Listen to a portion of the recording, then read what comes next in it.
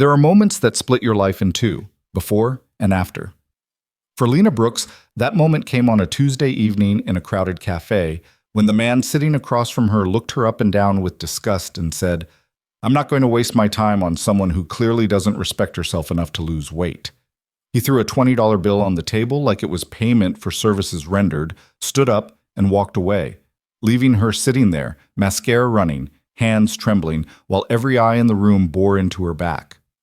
But what happened next? What happened when a quiet stranger at the next table slowly pushed back his chair would change everything. If you want to see how one moment of cruelty became the catalyst for something extraordinary, stay with me until the end. And when you're done, hit that like button and drop a comment telling me what city you're watching from. I love seeing how far these stories travel. The cafe smelled like roasted coffee beans and burnt sugar. The kind of place where exposed brick met industrial lighting and people pretended not to stare at their neighbors while absolutely staring at their neighbors. Lena Brooks had chosen it specifically because it was public enough to feel safe, but intimate enough to have a real conversation. Her first blind date in 3 years. Her first attempt at putting herself back out there after the divorce, after the weight gain, after the slow, painful process of rebuilding a life that had collapsed around her like a house of cards. She'd arrived 15 minutes early, which she now recognized as a mistake.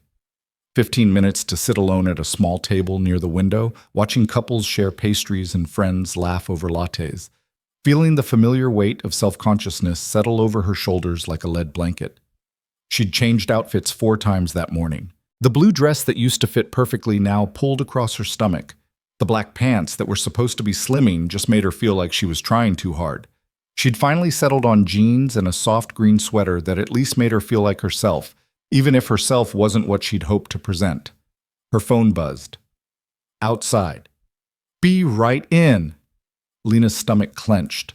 She smoothed her hair, checked her reflection in the darkened window, and tried to arrange her face into something approximating casual confidence. The door chimed. She looked up. Brad Mitchell looked exactly like his photos. Tall, athletic build, dark hair carefully styled, wearing a button-down shirt that probably cost more than her grocery budget. He scanned the room with the practiced efficiency of someone used to making quick assessments and moving on. When his eyes landed on her, something flickered across his face. Something that made Lena's smile falter. He walked over slowly, hands in his pockets, and stopped at the edge of the table. Not sitting, just standing there, looking down at her with an expression that fell somewhere between disappointment and annoyance. "Lena?" His voice was flat. "Hi. Yes, that's me." She gestured to the chair across from her, trying to ignore the way her voice had gone up half an octave. "I got us a table by the window. I wasn't sure what you'd want to drink, but your photos," he interrupted, still not sitting. "They were old, right?" The question hung in the air like smoke. Lena felt her face flush hot. What?" "Your profile pictures. They were from before." He said it like a statement of fact, not a question, like he was a detective who'd just solved a particularly obvious case. Lena's throat tightened. "They're from about 2 years ago. I didn't think 2 years is a long time." Brad finally pulled out the chair, but he didn't relax into it. He sat on the edge, like someone prepared to leave at any moment. "You look really different." The cafe noise, the hiss of the espresso machine, the low murmur of conversation, the indie folk music playing over the speakers, all of it seemed to fade into the background. Lena's hearing had narrowed to a tunnel, focused entirely on the man across from her, and the judgment radiating from him like heat. "I had some health issues," she said quietly, hating how defensive she sounded. "Thyroid problems, and then the medication made me gain weight, and look." Brad leaned forward, dropping his voice like he was doing her a favor by not making a scene. "I'm just going to be honest with you, okay? Because I think honesty is important, and you seem like a nice person." Lena's hands were clenched so tightly in her lap that her nails were digging into her palms. She could feel the tremor starting in her chest, that terrible shaking that came before tears.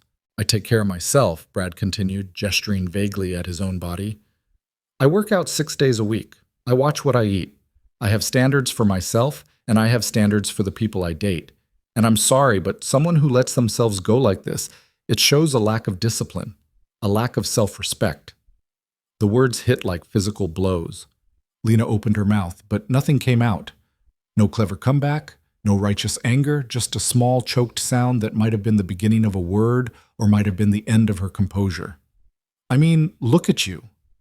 Brad's voice had taken on an almost educational tone, like he was explaining something obvious to a child. You're clearly intelligent. You have a good job. But you don't care enough about yourself to stop. The word finally came, barely a whisper. I'm just being real with you. Someone needs to be. If you actually tried, if you actually put in the effort, you could please stop talking. Brad sat back, shaking his head with something that looked almost like pity.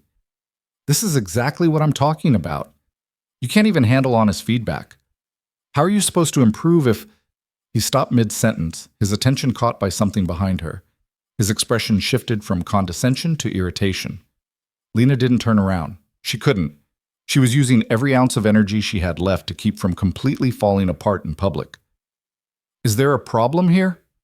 The voice came from her right, low, calm, with an edge of steel underneath the quiet tone. Lena's eyes flicked to the side. A man had half risen from the table next to theirs, one hand still resting on the surface, the other hanging loose at his side. He was maybe 40, with dark hair starting to gray at the temples, wearing jeans and a plain gray Henley. His face was weathered in a way that suggested he'd spent time outdoors, and his eyes, light brown, almost amber, were fixed on Brad with an intensity that made the air feel heavier. Brad's jaw tightened. This is a private conversation. Doesn't sound very private. The man's gaze shifted briefly to Lena, and something in his expression softened. You okay? Lena couldn't answer. Her throat had closed completely. She managed a tiny shake of her head, which was more honesty than she'd intended to show. Brad stood up abruptly, his chair scraping against the floor. Who the hell are you? Someone who's been listening to you tear this woman apart for the last 5 minutes. The stranger stood fully now, not aggressive but unmovable. He was slightly shorter than Brad, but broader through the shoulders, with the kind of solid build that came from actual labor rather than gym equipment. And I'm suggesting you leave. Are you serious right now? Brad let out a sharp laugh. This is none of your business, man. We're on a date. No.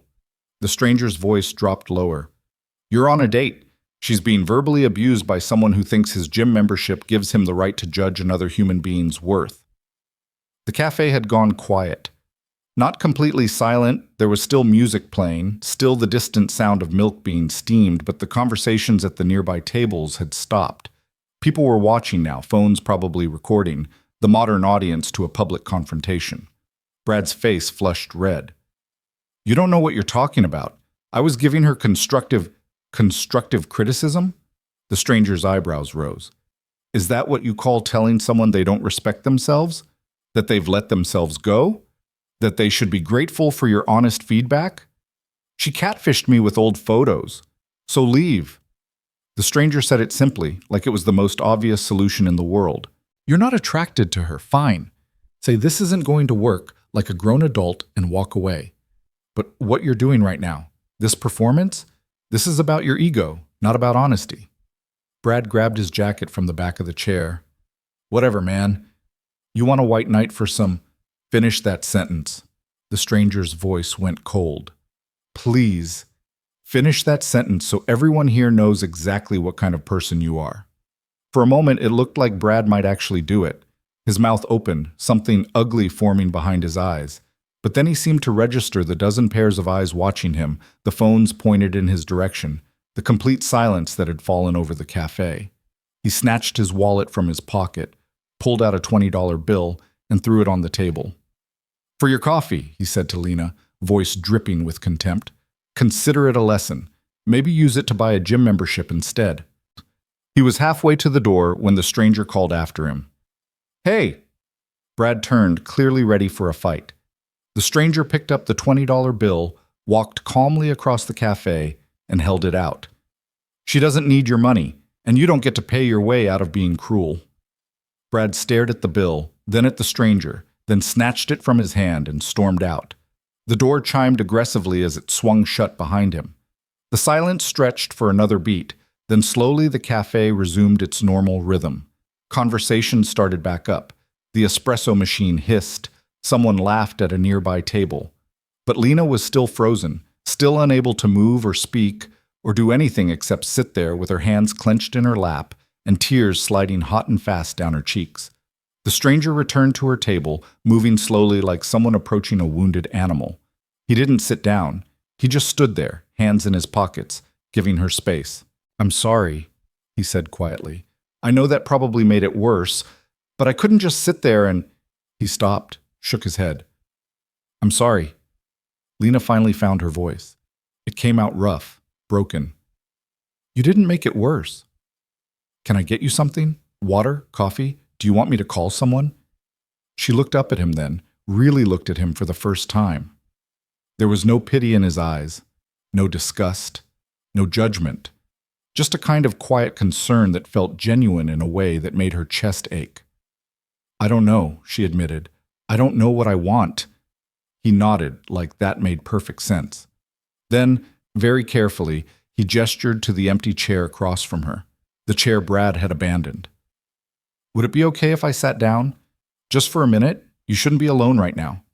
Lena should have said no. She should have thanked him and told him she was fine and gathered her dignity and left. But the thought of walking out of this cafe alone, of getting into her car and driving home with Brad's words echoing in her head, of spending the rest of the evening replaying every moment of her humiliation, it was unbearable. "Okay," she whispered.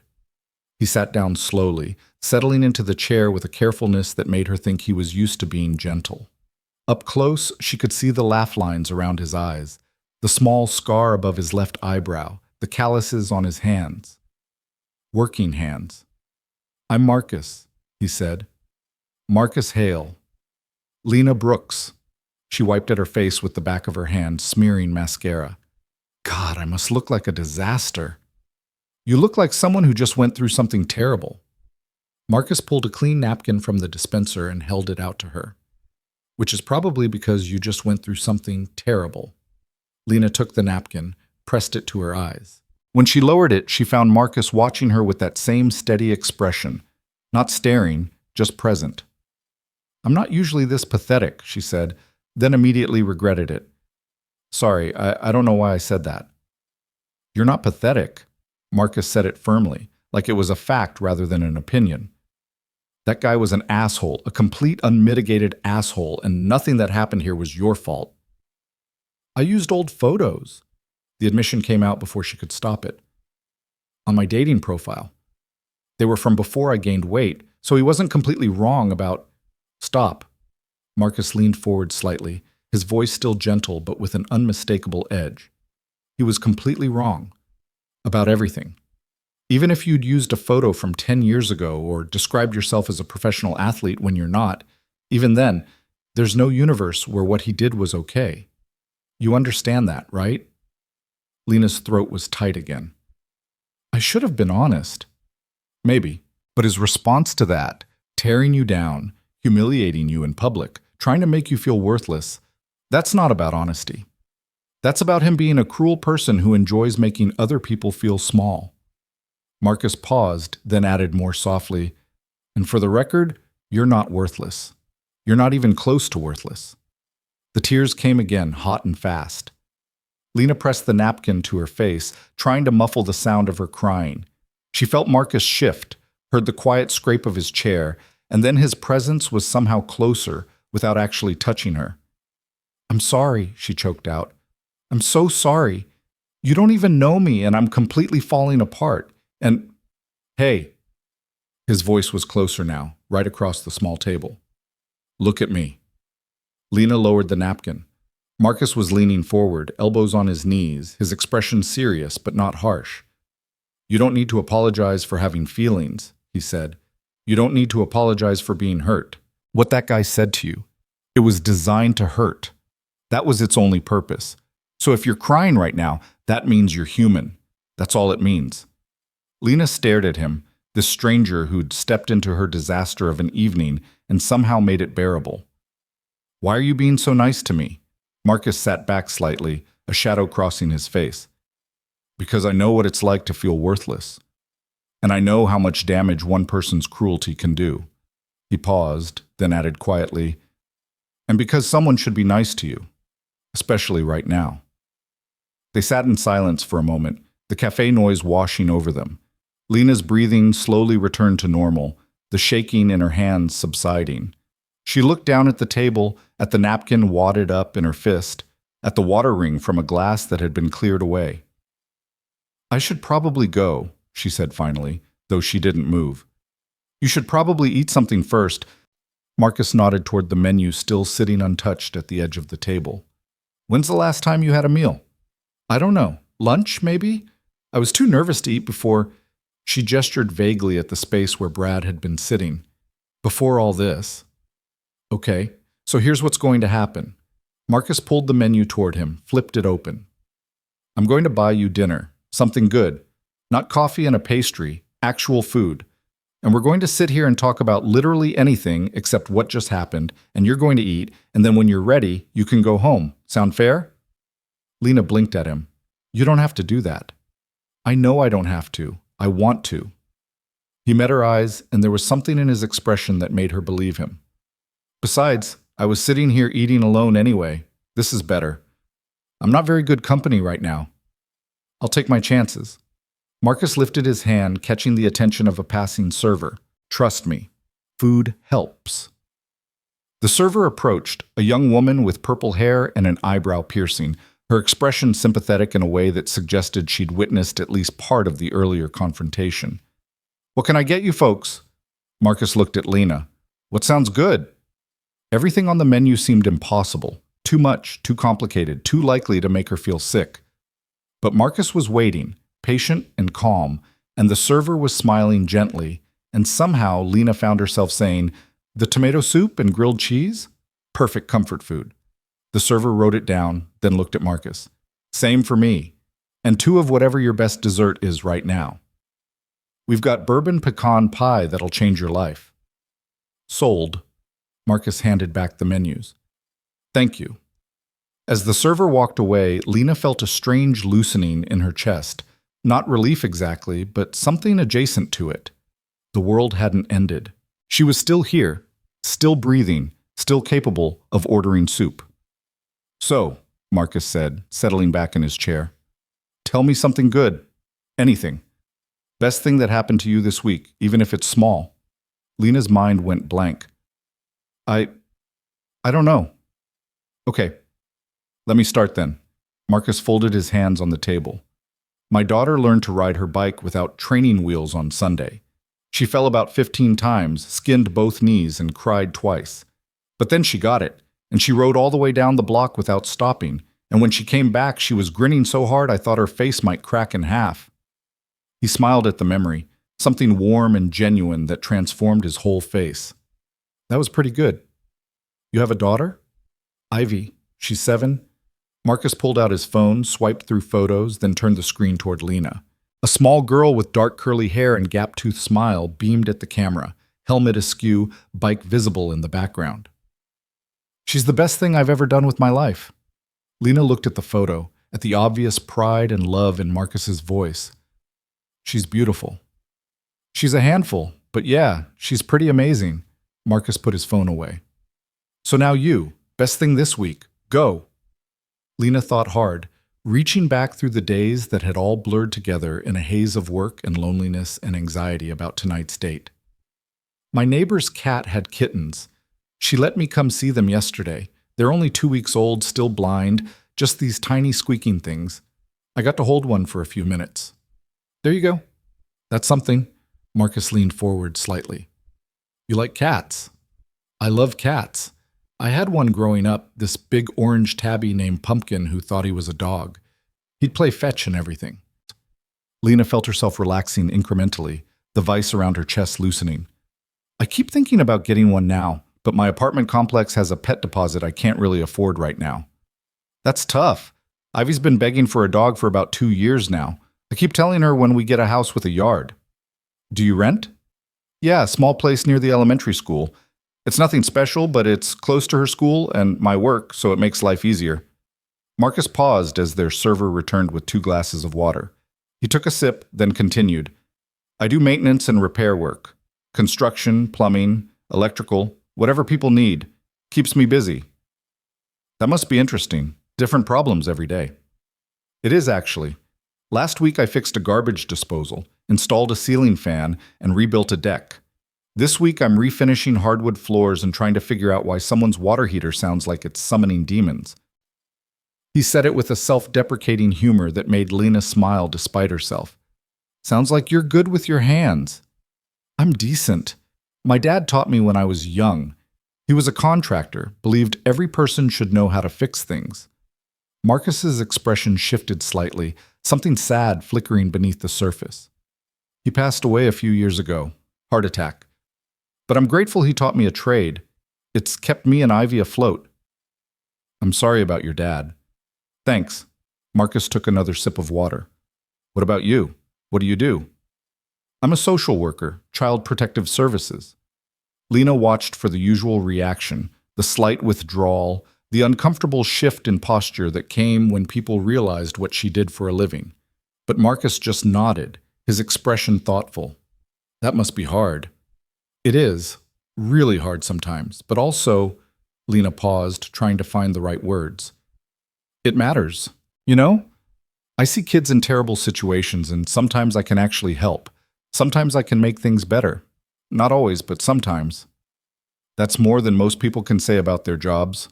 Marcus met her eyes. Seriously, that's important work. The server arrived with their food, setting down steaming bowls of tomato soup and perfectly grilled sandwiches. The smell alone made Lena realize how hungry she actually was. Marcus picked up his spoon, took a bite, and made a satisfied sound. Okay, this is excellent. Good call on the comfort food. Lena dipped her sandwich into the soup, took a tentative bite. The warmth spread through her, and for the first time since Brad had walked into the cafe, she felt something other than shame and humiliation. They ate in companionable silence for a few minutes, the simple act of sharing a meal somehow more intimate than any date she'd been on in years. Can I ask you something? Lena said finally, setting down her spoon. Why did you step in? Earlier, I mean. You didn't know me. You could have just ignored it. Marcus was quiet for a moment, his expression serious. I lost my wife 4 years ago. Cancer. And in those last few months, when she was really sick, I watched people be cruel to her in ways they probably didn't even realize were cruel. Comments about how she looked, how tired she seemed, unsolicited advice about treatments she should try. People who thought they were being helpful, but were actually making everything worse. He paused, stirring his soup without looking at it. And I remember thinking, where are the people who are just going to be kind? Where are the people who are going to shut down the cruelty instead of adding to it? I couldn't protect her from the cancer, but I could try to protect her from the unnecessary hurt. So that's what I did, and I guess I've been doing it ever since. Lena's throat was tight again, but for a different reason now. I'm so sorry. About your wife. Her name was Sarah. Marcus looked up, his eyes bright with unshed tears, but his voice steady. And she would have liked you. She had a rule about standing up for people who couldn't stand up for themselves in that moment. She would have approved of me making a scene in here tonight. You didn't make a scene. You were brave. I was angry, Marcus smiled slightly. But I'll take brave if that's how it looked.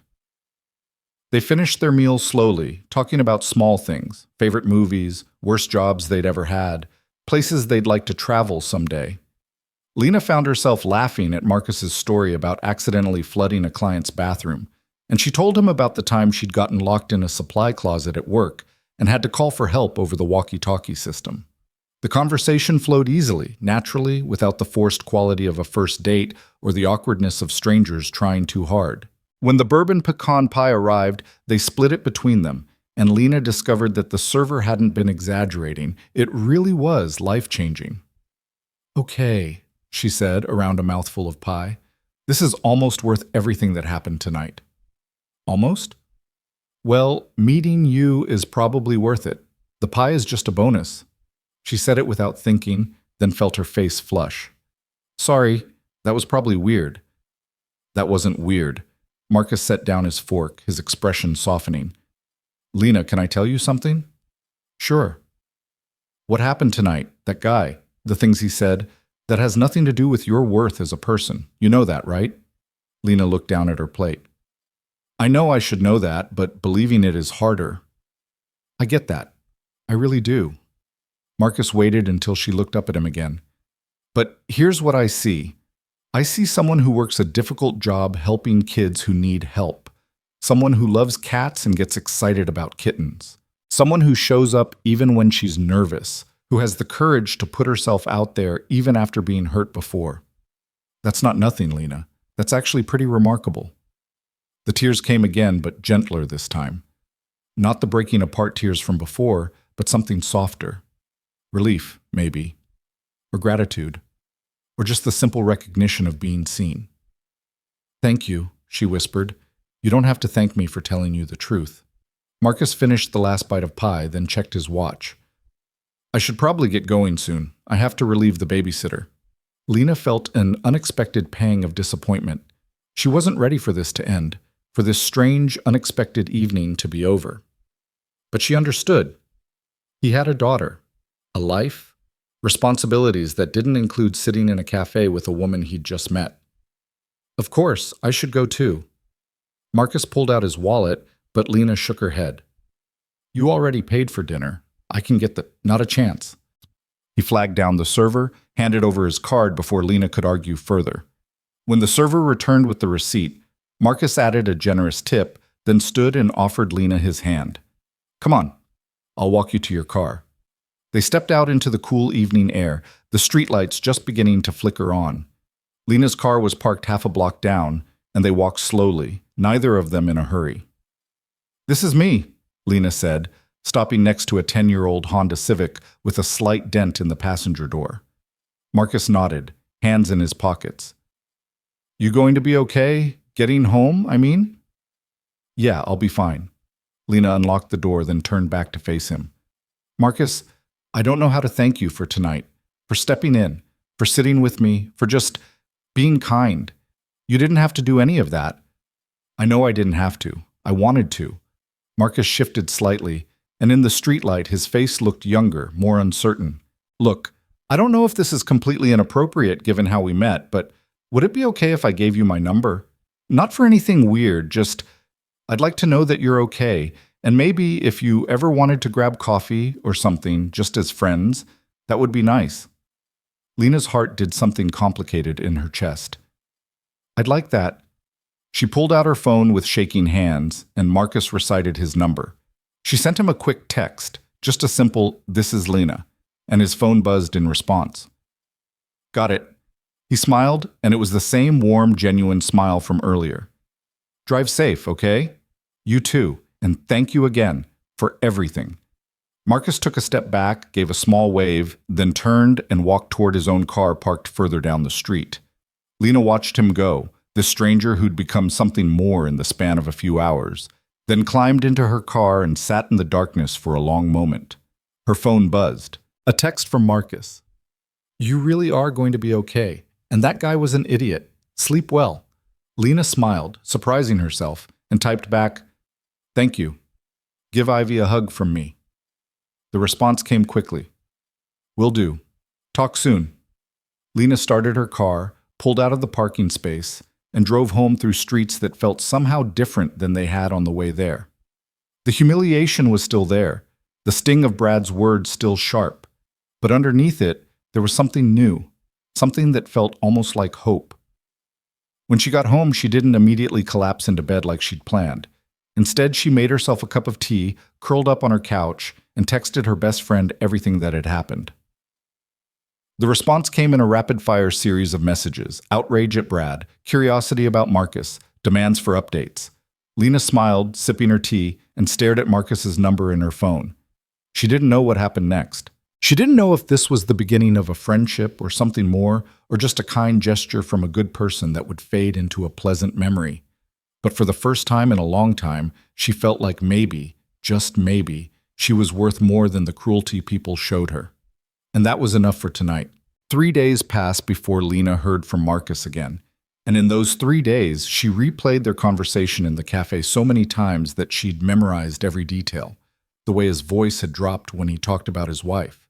the steadiness in his eyes when he told her she was worth more than Brad's cruelty, the careful distance he'd maintained even while being kind, like he understood exactly how fragile she was in that moment. She'd wanted to text him first, had typed and deleted a dozen messages. Thanks again for the other night felt too formal. How's Ivy? Seemed too familiar. I can't stop thinking about you was absolutely out of the question, even if it was true. So she'd waited, thrown herself into work, and tried not to check her phone every 5 minutes. When the message finally came, it was simple and perfect. Hey, I know this is random, but Ivy and I are going to the farmer's market Saturday morning. Want to join?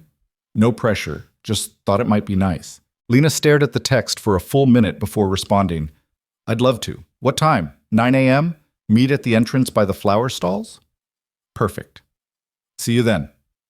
She put her phone down, pressed her hands to her face, and tried to ignore the flutter of nerves in her stomach.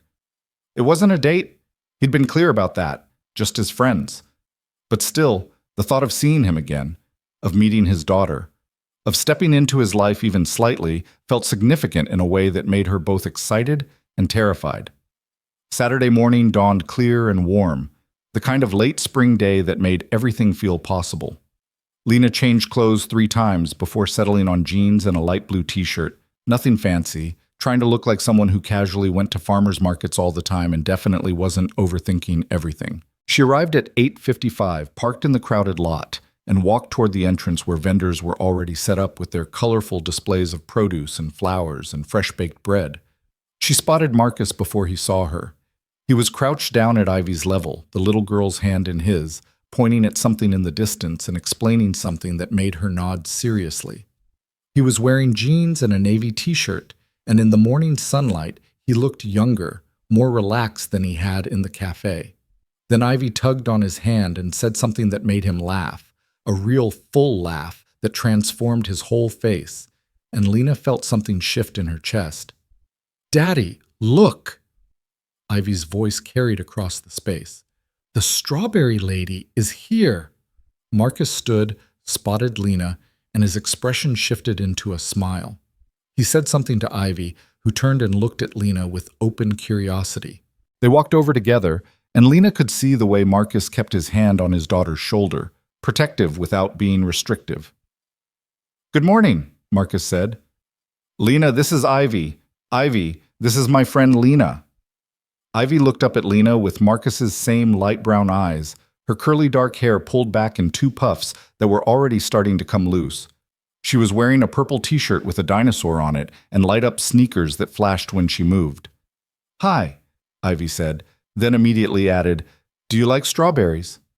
Lena crouched down to Ivy's level, the way she'd learned to do with kids in her work. I love strawberries. Are they your favorite?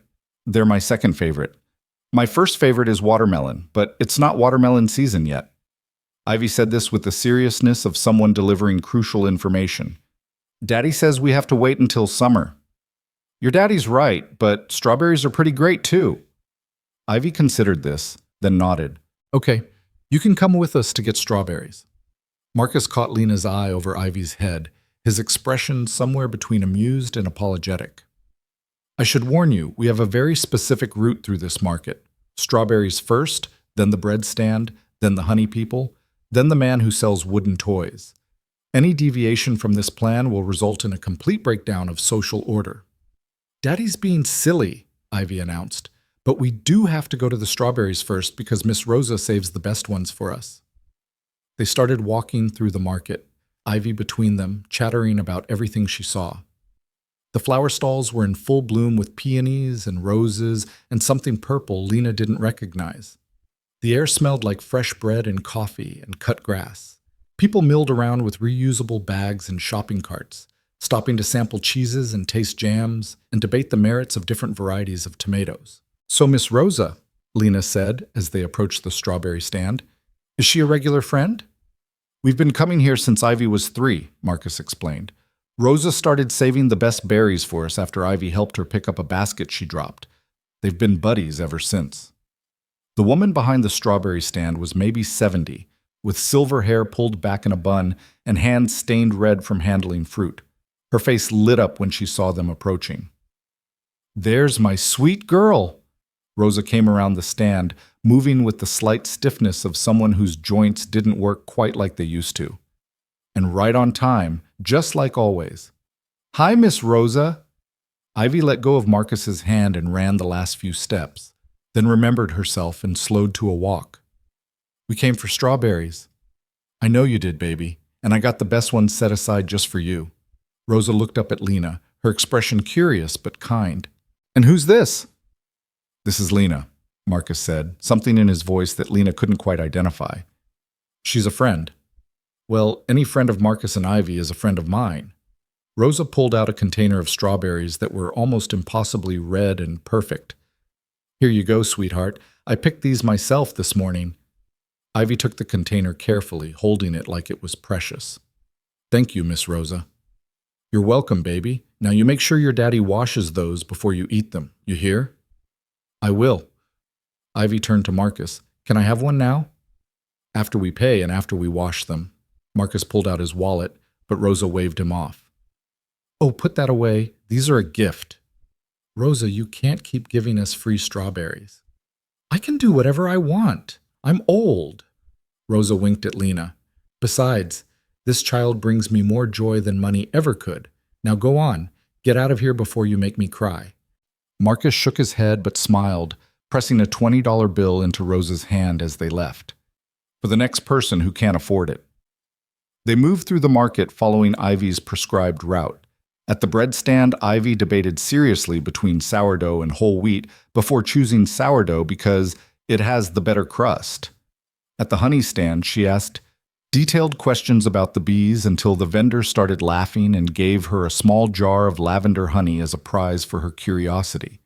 At the wooden toy stand, she spent 15 minutes examining each item before selecting a small carved fox that fit perfectly in her palm. This is Frederick, she announced, holding up the fox for Lena to see. He's going to live on my bookshelf with the other animals. Frederick is a great name, Lena said seriously. Does he have a backstory? Ivy's eyes widened. What's a backstory? It's like his history, where he came from, what adventures he's had before he came to live with you. Ivy clutched Frederick to her chest, thinking hard. He lived in the forest with his family, but then he wanted to see the world, so he came to the market to find someone to have adventures with. And he found you? Exactly. Ivy beamed at her, then looked up at Marcus. Daddy, Lena understands about Frederick. Marcus was looking at Lena with an expression she couldn't quite read. Yeah, kiddo, I think she does. They found a spot on the grass near the edge of the market, away from the main crowds. Marcus spread out a blanket he'd brought, and they sat down, Ivy immediately pulling out the strawberries and examining each one before choosing which to eat first. Marcus had brought water bottles and some crackers, and they settled into an easy rhythm, eating strawberries and watching people pass by. So, Marcus said after a while, keeping his voice low so Ivy, who was absorbed in making Frederick have adventures across the blanket, wouldn't overhear. How have you been? Really? Lena pulled her knees up to her chest. Honestly? Better than I expected. I thought I'd spend the whole week replaying everything in my head and feeling terrible, but she trailed off, trying to find the right words. I don't know. Something about that night, about what you said, it kind of shifted something. I'm still processing, but I don't feel as broken as I thought I would. Good. You shouldn't feel broken at all. Marcus ate a strawberry, watching Ivy play. I was worried about you, almost texted a bunch of times to check in, but I didn't want to be intrusive. You could have texted. I would have liked that. Lena said it before she could second-guess herself. I wanted to text you too, actually, but I didn't know if that would be weird. Not weird. We're friends, right? Friends text each other. Right. Friends. Lena tried to ignore the small twist of disappointment in her stomach. He was being clear about boundaries, which was good, healthy, exactly what she needed. So why did it feel like a door closing? Daddy, I'm thirsty. Ivy appeared suddenly. Frederick clutched in one hand. Marcus handed her a water bottle, and she drank half of it in one go, then wiped her mouth with the back of her hand. Can Lena come over for lunch? Marcus looked startled. Ivy, we can't just invite people over without... Why not? You said Lena's your friend. Friends come over for lunch. That's true, But Lena might have plans, and we didn't. I don't have plans, Lena said, surprising herself. If the invitation's open, I'd love to come. Ivy pumped her fist in the air. Yes, we can show her my room and Frederick's new house and maybe watch a movie. Marcus looked at Lena, something uncertain in his expression. Are you sure? I don't want you to feel obligated just because a 7-year-old put you on the spot. I'm sure. I'd really like to see where you guys live. And she meant it. This morning had been easy in a way she hadn't expected, comfortable and natural, and she wasn't ready for it to end yet. Okay then. Marcus stood, started gathering their things.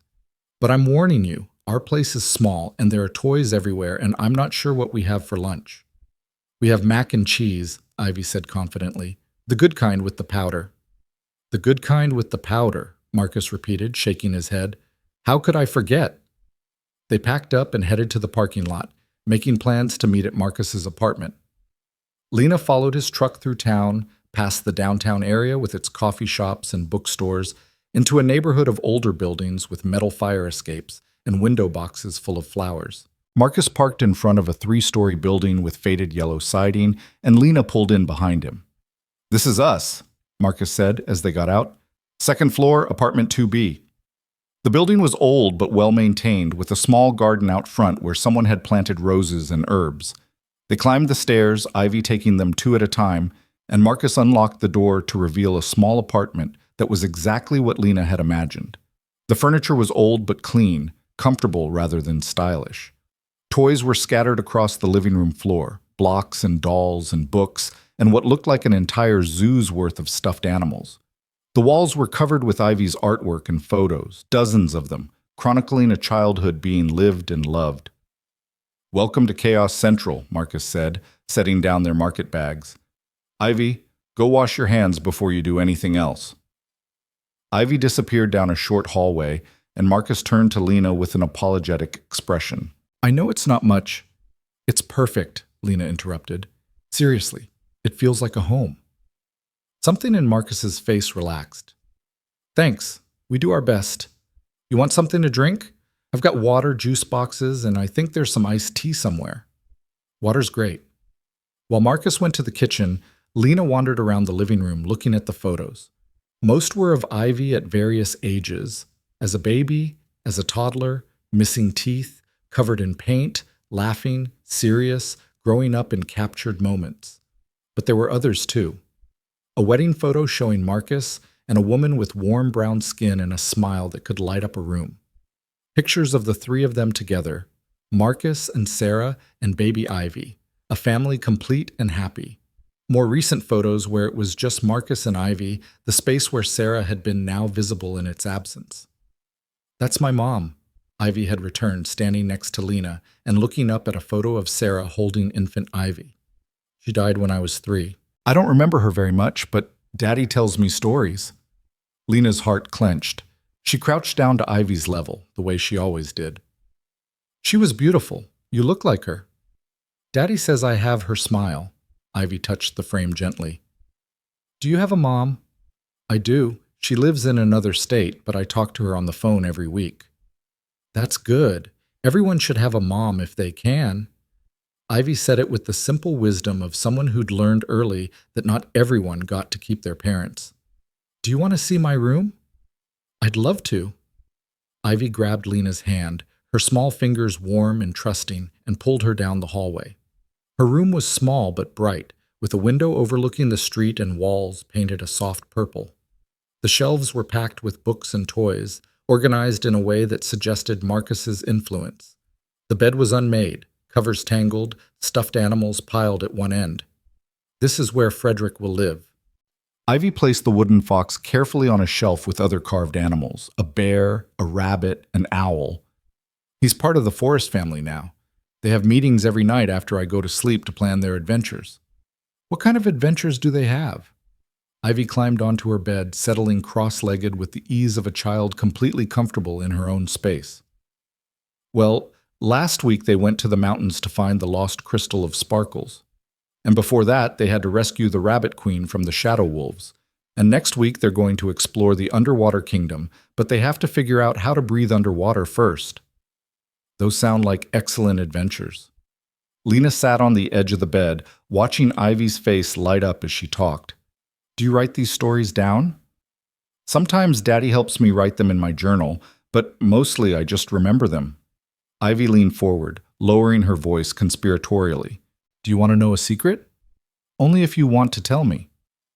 Sometimes I dream about the Forrest family's adventures before they happen, like my brain is showing me what they're going to do next. Daddy says that's called imagination, but I think maybe it's magic. Maybe it's both, Lena said. Imagination is kind of like magic when you think about it. Ivy considered this, nodding slowly. I like that. Imagination magic. She bounced slightly on the bed. Do you have imagination magic? Sometimes. When I was your age, I used to pretend I was a detective solving mysteries. I'd make up cases and clues and everything. Did you solve them? Every single one, Lena smiled at the memory. I was the best imaginary detective in the whole neighborhood. Girls, Marcus called from the kitchen. Lunch is almost ready. They headed back to the main room, where Marcus had set the small kitchen table with 3 plates and 3 glasses. The mac and cheese, the good kind with the powder, was steaming in a pot on the stove, and he'd cut up some of the strawberries and put them in a bowl. It's not fancy, he said as they sat down, but it's food. It's perfect, Lena said, and meant it. They ate lunch with Ivy, providing running commentary on everything from the proper ratio of cheese powder to noodles to why strawberries should definitely count as a vegetable. Marcus caught Lena's eye several times across the table, smiling at his daughter's enthusiasm, and Lena felt something warm and complicated settling in her chest. This wasn't what she'd expected when she'd agreed to come to the farmer's market. She'd thought maybe they'd walk around, make small talk, keep things casual and friendly. But this, sitting at Marcus's kitchen table, eating mac and cheese, listening to Ivy explain her theories about imagination magic, this felt like something else entirely. Something that scared her and drew her in at the same time. After lunch, Ivy insisted on showing Lena her book collection, which took up an entire wall of her room. They sat on the floor while Ivy pulled out favorites, explaining why each one was important and what lessons she'd learned from them. Marcus leaned against the doorframe, watching them with an expression Lena couldn't quite read. Okay, kiddo, he said eventually. Lena's been here for hours. We should probably let her get home. But we haven't watched a movie yet, Ivy protested. Ivy, actually, Lena said, I'd love to stay for a movie. If that's okay with your dad? Ivy looked at Marcus with pleading eyes. Please, Daddy, just one movie? Marcus sighed, but he was smiling. One movie. But you pick something Lena will actually enjoy, not just something you've seen 100 times. I'll pick Moana! Everyone likes Moana! They settled in the living room, Ivy between them on the couch, the movie playing on a small TV across the room. Within 20 minutes, Ivy had shifted so her head was resting against Lena's arm, her breathing evening out as she drifted towards sleep. Marcus noticed and smiled, mouthing, sorry, at Lena. Lena shook her head, mouthing back, it's fine. And it was fine. Better than fine. The weight of Ivy's small body against her arm, the warmth of the apartment, the easy silence between her and Marcus as they watched a movie they'd both probably seen before. It all felt so natural it hurt. By the time the movie ended, Ivy was fully asleep, her hand curled around the edge of Lena's shirt. Marcus stood carefully, gently lifting his daughter and carrying her to her room. Lena waited, looking around the living room at the life Marcus and Ivy had built here. She could hear his low voice from the bedroom, probably tucking Ivy in, and then he returned, closing the door softly behind him. Well, he said quietly, sitting back down on the couch with more space between them now. That was today. That was a really good today, Lena said. Thank you for letting me crash your Saturday.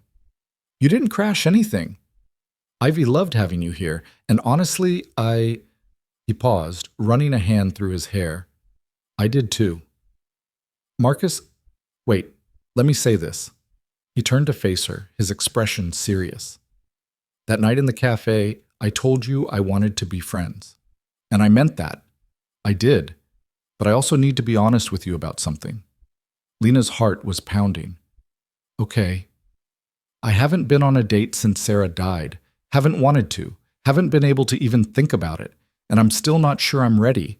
But being with you today, watching you with Ivy, seeing how easy it all felt, he stopped, shook his head. I don't know what I'm trying to say, just that this felt like something, and I wanted you to know that. Lena took a breath, trying to steady herself. I'm not ready either, for dating, for a relationship, for anything that feels complicated or hard. That night with Brad, it reminded me of everything I'm still healing from. My divorce, the weight gain, the way I stopped trusting that anyone could actually want me. And you've been nothing but kind, which makes this even scarier because I don't know what to do with kindness right now. They sat in silence for a moment, the weight of their honesty hanging between them. So where does that leave us? Marcus asked finally. I don't know. Maybe exactly where we are. Friends who are honest with each other about the fact that maybe there's something more, but neither of us is ready to figure out what that means. Marcus smiled, a real smile that reached his eyes. That's probably the most honest thing anyone said to me in years. Is it weird that this feels more intimate than any actual date I've been on? No, because it is more intimate. We're not performing. We're just being real. He shifted slightly, closing some of the distance between them. Can I ask you something? Sure. What happened with your divorce? You don't have to tell me if you don't want to, but I'd like to understand. Lena pulled her knees up to her chest again, the defensive posture automatic. But then she made herself relax, let her feet rest on the floor. His name was David. We got married young, maybe too young. And for a while it was good. But then I started gaining weight, the thyroid thing I mentioned, and everything changed. He didn't say it outright at first, but I could see it. The way he looked at me or didn't look at me, the comments about health and wellness that were really about appearance. And then one day he just told me he wasn't attracted to me anymore and he wanted a divorce. God, Lena. The worst part was that he made it sound so reasonable, like attraction matters, and he couldn't help how he felt, and wouldn't I rather be with someone who wanted me? And part of me knew he was being cruel, but part of me believed him. Thought maybe he was right, maybe I had let myself go, maybe I deserved to be alone. Marcus's jaw was tight. He was wrong, about all of it. I know. Intellectually, I know, but knowing something and feeling it are different things. She looked at him, at the anger in his eyes that was on her behalf. That's why what you did in the cafe mattered so much. You saw me being told I was worthless, and you stood up and said no. That meant more than I think you realize. I meant every word I said that night. Marcus reached out, hesitated, then gently took her hand. His palm was warm, calloused, solid. You're not worthless. You're not too much or too little or anything other than exactly who you're supposed to be. And anyone who can't see that is the one with the problem, not you. Lena's vision blurred with tears. She didn't pull her hand away. Thank you. They sat like that for a while, hands linked, not talking, just being present with each other. Eventually, Lena checked her phone and realized it was nearly 5 o'clock. I should probably go, she said reluctantly. You've got bedtime routines and I've taken up your whole day. You didn't take up anything. This was one of the best days I've had in a long time. Marcus stood, still holding her hand, and walked her to the door. Can we do this again? The market? Or just hanging out or whatever? I'd really like that.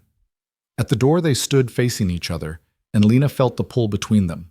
Not quite friendship, not quite romance, something undefined and therefore both terrifying and full of possibility.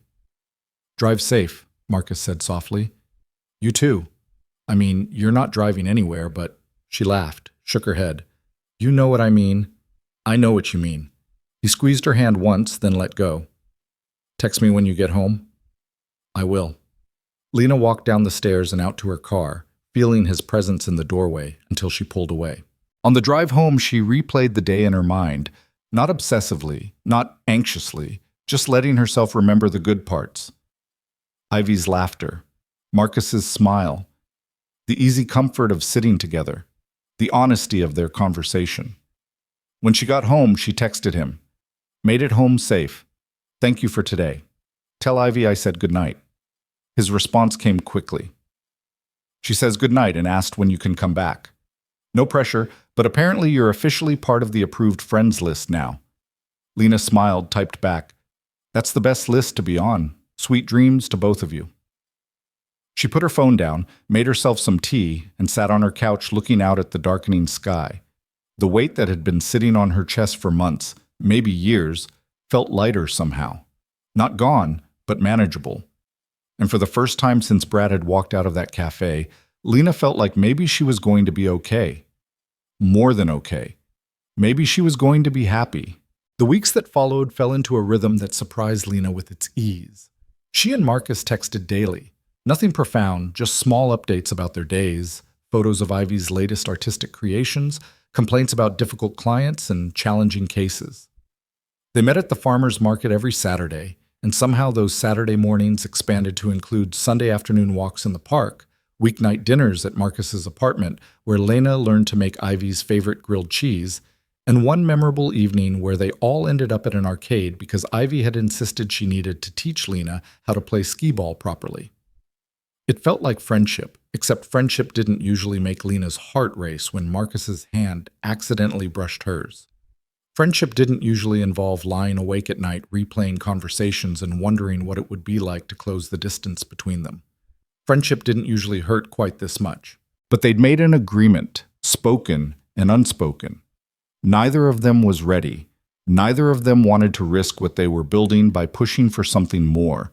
So Lena kept her distance, maintained the boundaries, and tried to ignore the way Marcus sometimes looked at her like he was thinking the exact same things she was. It was working, mostly, until the afternoon everything changed. Lena had just finished a particularly brutal home visit, a case involving a 7-year-old boy whose mother's boyfriend had been using him as a punching bag. And she'd sat in her car outside the office for 20 minutes, trying to pull herself together before going inside to do the paperwork. Her hands were shaking. Her throat was tight. The boy's face kept flashing through her mind, the careful way he'd moved, the fear in his eyes when the boyfriend's name was mentioned. She texted Marcus without thinking. Bad day. Really bad day. His response came immediately. Where are you? Work parking lot. I'm okay, just need a minute. Stay there. I'm coming. Marcus, you don't have to. I'm already in the truck. Be there in 10. Lena put her phone down, pressed her hands to her face, and tried to breathe through the tightness in her chest. This was the part of her job that never got easier. Seeing kids hurt, knowing she could help but not always fast enough, carrying the weight of their trauma home with her every single day. She was good at compartmentalizing, at maintaining professional distance, but some cases broke through.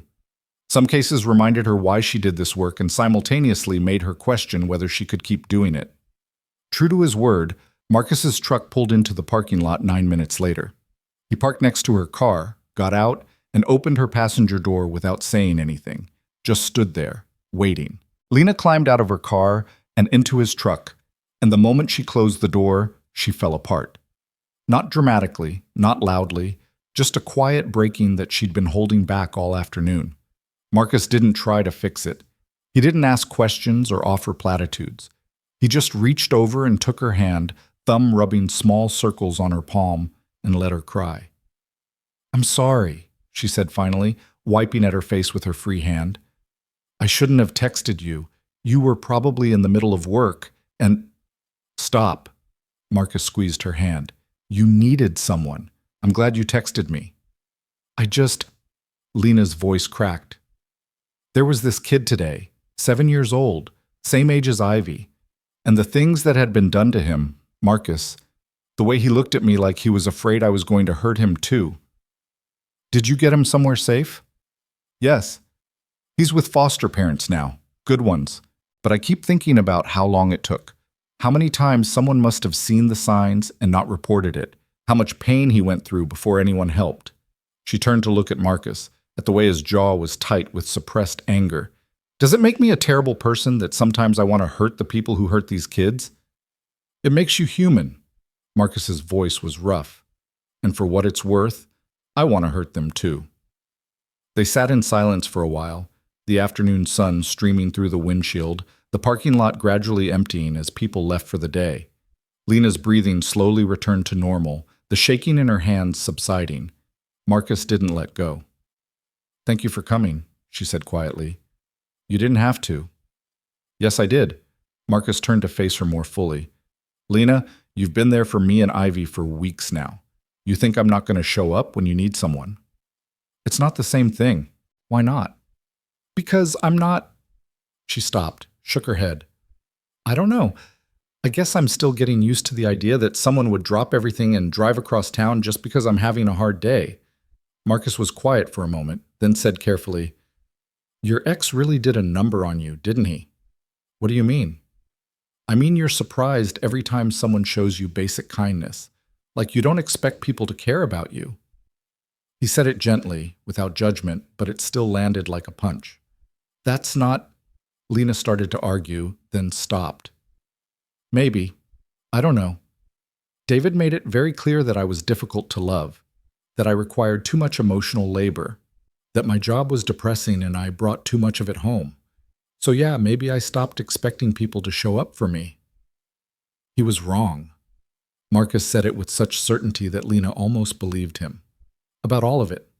Your job is hard because you're helping kids who desperately need help. That's not depressing. That's important. And you don't require too much of anything. You just need someone who actually gives a damn about your well-being. Lena felt tears prickling at her eyes again. Why are you so good at this? At what? At saying exactly what I need to hear. Marcus smiled slightly. Because I actually listen to you. Novel concept, I know. It is, actually. Lena laughed, watery but genuine. God, I'm a mess. You're not a mess. You're someone who cares deeply about her work and carries the weight of it home. That's different. He paused, then added, Sarah used to say that the people who feel things most deeply are the ones who change the world. She'd have liked you. It was the first time Marcus had said something like that, and the words settled in Lena's chest like a gift. I wish I could have known her. She'd have loved how good you are with Ivy. She always said you could tell everything about a person by how they treat kids. Marcus's expression shifted, something vulnerable showing through. Ivy talks about you constantly, by the way. Lena said this, and Lena would like that, and when is Lena coming over again? You've made quite an impression. She's made quite an impression on me, too. She's an incredible kid, Marcus. You've done such a good job with her. We've done a good job together. Sarah and me, I mean. He looked out the windshield, his voice going softer. Sometimes I'm terrified I'm screwing it up, that I'm not enough, that she needs her mother and all I can do is try to fill the gaps and hope it's sufficient. You're more than sufficient. You're everything she needs. Lena said it with absolute conviction. I work with families every day, Marcus. I see good parents and bad parents and everything in between. And you? You're one of the good ones. One of the really good ones. Marcus turned back to her, and there was something in his eyes that made Lena's breath catch. They were sitting close in the small space of the truck cab, hands still linked, and the air between them felt charged with something they'd both been carefully avoiding. Lena, Marcus started, then stopped. I should tell you something. Okay. When I said I wasn't ready to date, I meant it. I really did. But being with you these past few weeks, it's been... He paused, searching for words. It's been the first time since Sarah died that I've felt like maybe I could be ready. Eventually. And that scares the hell out of me. Lena's heart was pounding so hard she was sure he could hear it. It scares me too. Yeah? Yeah. Because I'm not sure I know how to let someone care about me without waiting for the other shoe to drop, without waiting for them to realize I'm too much work or too damaged or too whatever, and leave. She forced herself to meet his eyes. And I really don't want you to leave. I'm not going anywhere.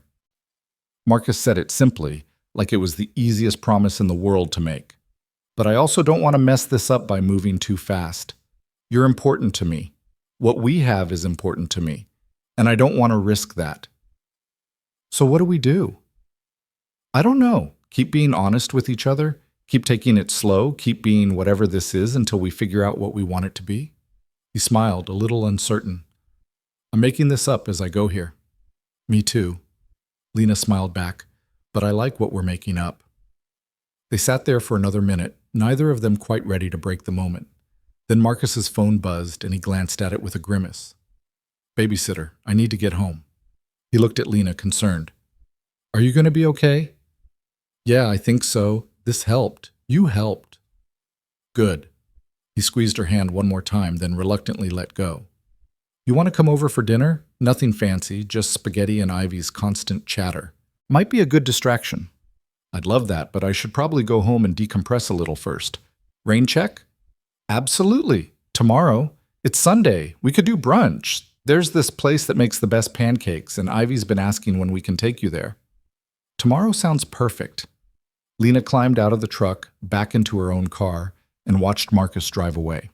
She sat in the parking lot for a few more minutes, processing everything that had been said and everything that hadn't been said.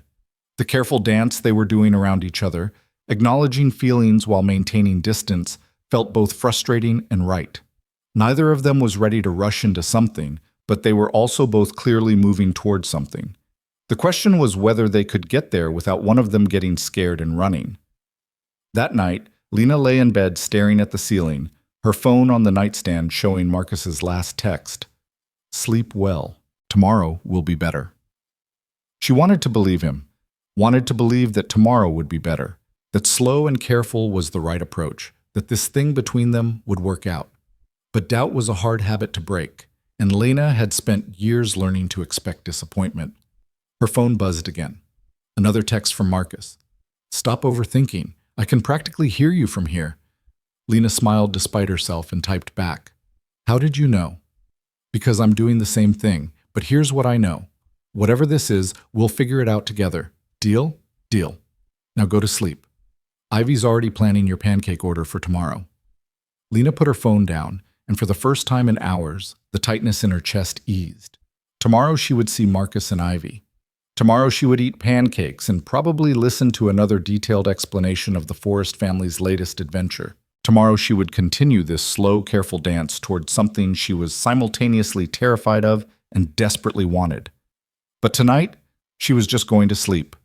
The next morning dawned gray and drizzly, the kind of weather that made staying in bed seem like the only reasonable option. But Lena dragged herself up, showered, and dressed in jeans and a soft yellow sweater that made her feel slightly more human. By the time she arrived at the pancake place, a diner with red vinyl booths and vintage signs covering every inch of wall space, Marcus and Ivy were already there, sitting at a booth near the window. Ivy spotted her first and waved enthusiastically. Lena, we got you the good booth. The good booth? Lena slid in next to Ivy across from Marcus. The one where you can see the whole restaurant and also the street. It's the best for people watching. Ivy said this with complete seriousness, then added, Daddy taught me about people watching. It's when you make up stories about the people you see. Your dad's teaching you excellent life skills. Lena caught Marcus's eye over Ivy's head and he smiled. I try. Someone has to prepare her for a life of eavesdropping and nosiness. It's not eavesdropping if they're talking loud enough for everyone to hear, Ivy said primly. That's what you said. I did say that, and I stand by it. They ordered chocolate chip pancakes for Ivy, blueberry for Marcus, and Lena went with banana walnut after much deliberation and input from Ivy about which were the scientifically best pancakes. While they waited for food, Ivy pulled out a small notebook and showed Lena her latest drawings of the Forrest family, complete with detailed annotations about each character's personality and abilities. Frederick has the power of super speed, Ivy explained, pointing to the fox. And Beatrice the bear has super strength. And Oliver the owl can see in the dark, and also he's really smart. They all have special powers that help them on their adventures. What about the rabbit queen? Lena asked, remembering Ivy's earlier mention of her. She doesn't have powers. She just has wisdom. Daddy says wisdom is better than powers sometimes because you can't punch your way out of every problem. Marcus coughed, trying to hide a laugh. That's not exactly what I said. It's close enough. Ivy looked at Lena seriously. Do you think you'd have powers or wisdom? Lena considered the question with the gravity it deserved. I think maybe a little of both, like I'd want to be able to help people, which might be a power, but I'd also want to be smart enough to know the best way to help them. Ivy nodded thoughtfully. That's good. You could be the wise helper. That's an important job in the Forrest family. I'm honored to be considered. Their food arrived, and they ate with the easy comfort of people who'd shared many meals together. Marcus asked about Lana's plans for the week, and she told him about an upcoming training on trauma-informed care that she wasn't looking forward to. Ivy talked about a project at school where they were learning about butterflies and how she wanted to raise caterpillars so she could watch them transform. That's a big responsibility, Marcus said. Caterpillars are fragile. You have to take care of them really carefully. I know, that's why I want to do it, to learn how to take care of something small and important. Ivy looked at Lena. Have you ever raised caterpillars? No, but I'd love to help if you do it. We could learn together. Ivy's face lit up. Really? You'd help? Absolutely. Marcus was watching them with that expression again, the one Lena couldn't quite read, but that made her feel warm and self-conscious at the same time. When Ivy excused herself to go to the bathroom, he leaned forward slightly. You don't have to commit to caterpillar duty. She gets excited about things, and then sometimes loses interest. I know, but I want to. It sounds fun. Lena paused, then added, I like spending time with her, with both of you. We like spending time with you too. Marcus said it quietly, meaningfully, and there was that charge in the air again, that pull between them that neither could quite name. But then Ivy was back, sliding into the booth and announcing that she'd seen a woman with purple hair in the bathroom, and she wanted purple hair too, and the moment passed. They finished breakfast. Marcus paid despite Lena's protests, and they stood outside the diner trying to decide what to do with the rest of the morning. We could go to the park, Ivy suggested. Even if it's raining a little, the rain makes everything smell good.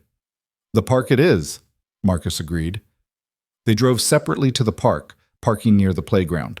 The rain had lightened to a mist, and there were only a few other families there, most taking shelter under the covered picnic area. Ivy immediately ran to the swings, and Marcus followed at a more leisurely pace, Lena beside him. So, Marcus said as they walked. Yesterday. Are you doing better today? Yeah, much better. Thank you again for coming. I know I already said it, but you don't need to keep thanking me. Marcus stopped walking, turned to face her. Lena, I want you to understand something. You're not a burden. You're not too much. And when you need someone, I want to be the person you call. Okay? Lena felt her throat tighten. Okay? I'm serious. Stop apologizing for having needs. Everyone has needs. That's normal. I know, intellectually I know that, but your ex made you feel like your needs were unreasonable. I get it, but he was wrong, and I'm not him. Daddy, Ivy called from the swings. Push me. Marcus jogged over and Lena followed more slowly, watching as he pushed Ivy higher and higher, her laughter ringing out across the empty park. When she finally tired of the swings, she moved to the jungle gym, climbing with the fearlessness of childhood, while Marcus spotted her from below. Be careful, he called up. Don't go higher than you can safely get down from. I know, Daddy. You say that every time. And I'll keep saying it until you're 30. Ivy reached the top of the jungle gym and sat there triumphantly, surveying her domain. Lena, come up here. You can see everything. Lena looked at the jungle gym, at the wet metal bars and the height that suddenly seemed much more significant than it had when she was 7. I don't know if I can fit up there. Sure you can. Come on. Marcus touched her elbow lightly. You don't have to. She's just excited. But something in Lena bristled at that, at the assumption that she couldn't or wouldn't. So she kicked off her shoes, walked to the jungle gym, and started climbing. It was harder than she remembered, her adult body less flexible, the bars cold and slippery under her hands. But she made it to the top, settling next to Ivy with only minor indignity. See? Ivy said happily. I told you you could do it. From up here, the park did look different, bigger somehow, full of possibility. Lena could see Marcus watching them from below, smiling, and she felt suddenly absurdly happy. When was the last time she'd climbed something just for the joy of it? When had she stopped letting herself do things just because they were fun? Lena? Ivy's voice was quiet, almost shy. Yeah? Do you think you'll keep coming to see us, even after you and Daddy figure out if you want to be together? Lena's heart clenched. What makes you think we're trying to figure that out? Because I'm 7, not stupid. You like each other, but you're both scared, so you're being friends first. That's what my friend Madison said her parents did before they got married. Out of the mouths of babes. Lena took a breath, chose her words carefully. Your dad and I do like each other, but you're right that we're being careful, because we don't want to mess anything up. Are you worried about messing me up? Ivy asked with a child's directness. A little, yeah. You've been through a lot losing your mom. I don't want to be someone who comes into your life and then leaves. Ivy was quiet for a moment, swinging her legs thoughtfully. My mom didn't want to leave. She got sick and she couldn't help it. But you're not sick. So if you left, it would be because you chose to. And I don't think you're going to choose to leave. What makes you so sure? Because you look at me and Daddy the same way we look at you, like you're happy we're here. Ivy turned to face her, her expression serious beyond her years. And people don't look at each other like that unless they mean it. Lena felt tears prickling at her eyes. You're a very smart kid, you know that? I know, my teacher says I'm perceptive. I had to look that word up, but now I know it means I notice things. Ivy reached over and patted Lena's hand. It's okay to be scared. Daddy's scared too. But I think you should be together anyway. Scared doesn't have to mean no. When did you get so wise? I told you, wisdom is better than powers sometimes. They climbed down from the jungle gym, and Marcus met them at the bottom, looking between them with concern. Everything okay up there? Everything's great, Ivy announced. Lena and I had an important talk. Oh yeah? About what? Grown-up stuff. Secret grown-up stuff. Ivy grabbed his hand. Can we go get hot chocolate? The rain is making me cold. They found a coffee shop a few blocks away and settled into a corner table with 3 hot chocolates and a shared cinnamon roll that Ivy insisted was necessary for optimal hot chocolate consumption. The windows were steamed up from the warmth inside, and Lena felt cocooned in the small space, safe and comfortable in a way she hadn't felt in a long time. Ivy eventually got distracted by a display of board games near the counter and went to investigate, leaving Marcus and Lena alone. So, Marcus said, wrapping his hands around his mug, secret grown-up stuff? She's perceptive, very perceptive. Tell me about it. Sometimes I think she knows what I'm thinking before I do. He studied Lena's face. What did she say? That we like each other, but we're scared. That being scared doesn't have to mean no. Lena met his eyes. She's not wrong. No, she's not. Marcus set down his mug, leaned forward slightly. Lena, I need to tell you something, and I need you to really hear me. Okay, I'm falling for you. He said it quietly, but with absolute certainty. I've been fighting it because I thought I wasn't ready, thought it was too soon, thought I was betraying Sarah's memory. But the truth is, I'm falling for you anyway. And I think you're falling for me too. Lena's breath caught. Marcus, you don't have to say anything right now. I just needed you to know, because Ivy's right. Being scared doesn't have to mean no. And I'm tired of letting fear keep me from something that makes me this happy.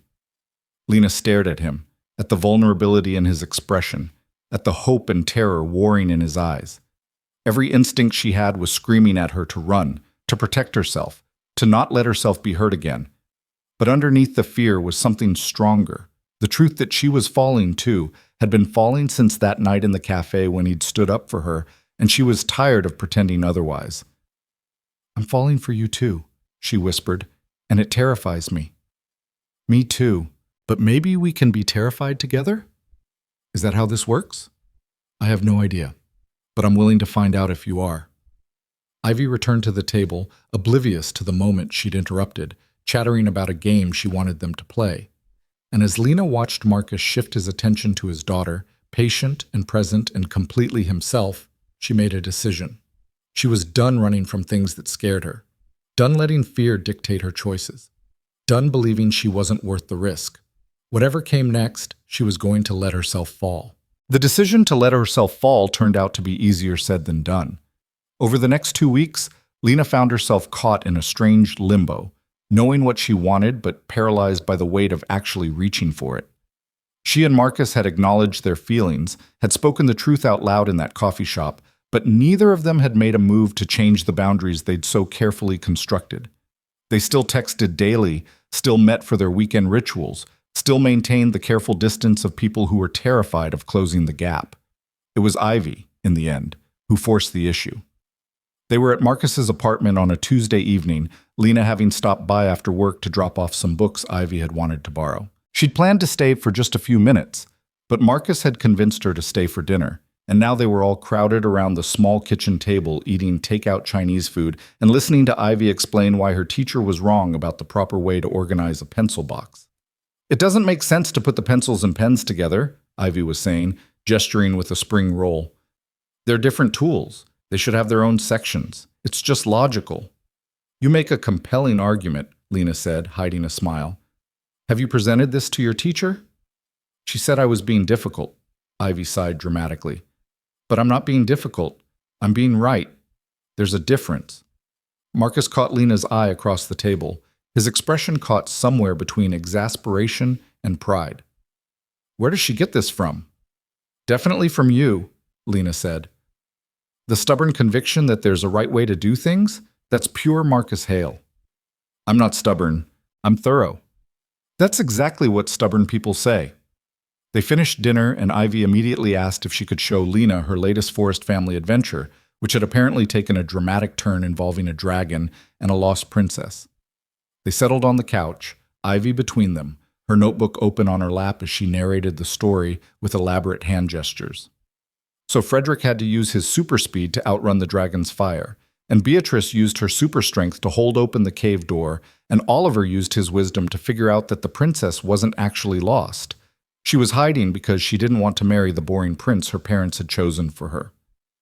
"That's quite a twist," Lena said. "What happened to the boring prince?" "He married someone else who actually liked boring things. Everyone was happier." Ivy closed her notebook with satisfaction, then looked up at Lena with sudden seriousness. "Can I ask you something?" "Of course. Are you going to be my dad's girlfriend?"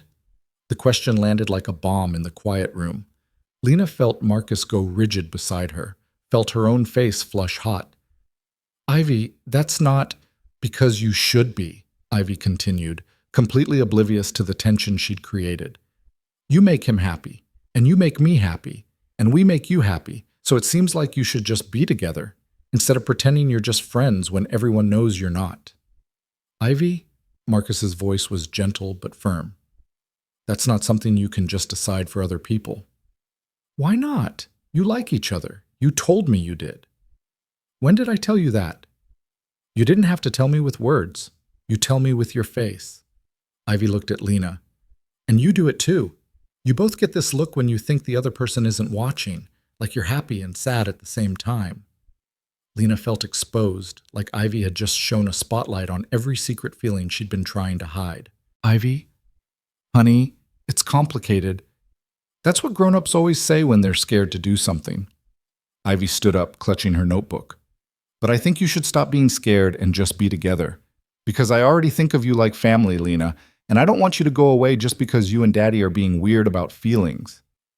She walked to her room before either of them could respond, closing the door with a quiet click that somehow felt louder than a slam. Marcus and Lena sat in silence, the space where Ivy had been suddenly feeling vast.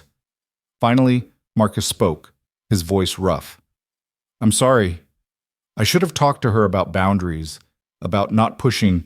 She's not wrong, though." Lena turned to face him. "We are being weird about feelings. We admitted we're falling for each other, but then we just went right back to pretending we're just friends. What are we doing, Marcus?" "Being careful. Trying not to mess this up." "But what if being this careful is actually what's messing it up?" Lena felt her frustration building, weeks of suppressed feelings finally breaking through. "I'm tired of dancing around this. I'm tired of holding back because I'm scared. I'm tired of looking at you and wondering what it would be like to just close this distance between us." Marcus stared at her, something shifting in his expression. "Lena, and maybe Ivy's right. Maybe we're overthinking this. We care about each other. We make each other happy. Why is that not enough?" "Because what if it doesn't work?" Marcus's voice was barely above a whisper. "What if we try this and it falls apart, and then I lose you completely?" "I can't lose you, Lena. I can't lose what we have." "You think I'm not scared of the same thing?" Lena felt tears prickling at her eyes. "I'm terrified. But I'm more scared of spending the rest of my life wondering what could have been. Of watching you from this safe distance and never knowing what it would feel like to actually be with you." They were sitting closer now, pulled together by the gravity of their honesty. Marcus reached out slowly, his hand cupping her face with a gentleness that made her chest ache. I don't know how to do this, he said quietly. I haven't been with anyone since Sarah. I don't know if I remember how to be in a relationship. I don't know either.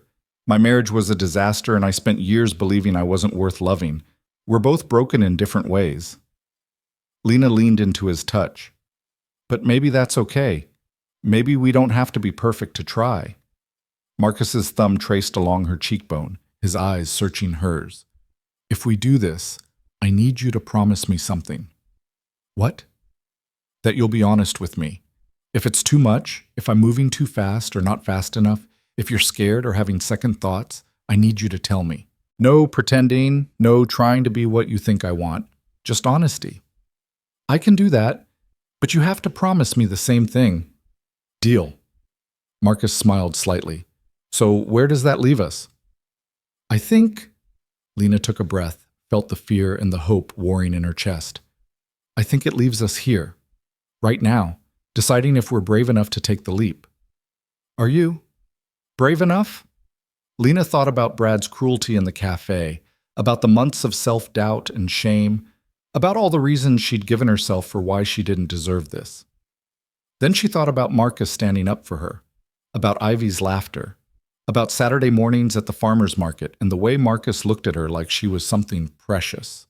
She thought about the life she could have if she just let herself reach for it. Yeah, she whispered. I think I am. Marcus's expression softened, and he leaned forward slowly, giving her every chance to pull away. When his lips finally met hers, it was gentle and tentative and perfect. Lena felt something in her chest crack open, years of armor falling away in that single moment. She kissed him back, her hand coming up to rest against his chest, feeling his heartbeat racing as fast as her own. When they pulled apart, Marcus rested his forehead against hers, both of them breathing hard. Okay, he said, his voice unsteady. That was, yeah. I've been wanting to do that for weeks. Me too. Lena laughed, the sound shaky but genuine. So I guess we're doing this? I guess we are. Marcus pulled back slightly, his hand still cradling her face. But we take it slow, right? We figure it out as we go? Slow sounds good. Slow sounds perfect. They heard Ivy's door open, and then she appeared in the hallway, looking between them with barely suppressed excitement. Did you kiss? Marcus sighed. Were you listening at the door? Maybe. Did you? Yes, Lena said, deciding honesty was the best policy. We did. Ivy pumped both fists in the air. I knew it! I knew you just needed to stop being weird! She ran over and threw her arms around both of them, somehow managing to hug them simultaneously. Does this mean Lena's your girlfriend now? Marcus looked at Lena, his expression questioning. She nodded, feeling a smile spread across her face. Yeah, kiddo, Lena's my girlfriend now. Good. Can we have ice cream to celebrate? They ended up at the small ice cream shop down the street, the three of them crowded into a booth with more ice cream than any reasonable people should consume on a Tuesday night. Ivy was practically vibrating with excitement, talking a mile a minute about all the things they could do now that Lena was officially part of the family. Marcus kept catching Lena's eye over Ivy's head, his expression caught between happiness and disbelief, like he couldn't quite believe this was real. Lena felt the same way. Everything had changed, and yet nothing had changed. She was still the same person who'd been humiliated in a café, who'd spent years believing she wasn't enough. But now there was this. Marcus's hand finding hers under the table, Ivy's excited chatter, the simple joy of belonging somewhere. It felt fragile, like something that could break if she held it too tightly, but it also felt real in a way nothing had felt in a long time. When they got back to the apartment, Ivy was practically falling asleep standing up, the excitement and sugar crash hitting simultaneously. Marcus carried her to bed while Lena cleaned up the remnants of their dinner, and when he returned, he found her standing at the window looking out at the dark street.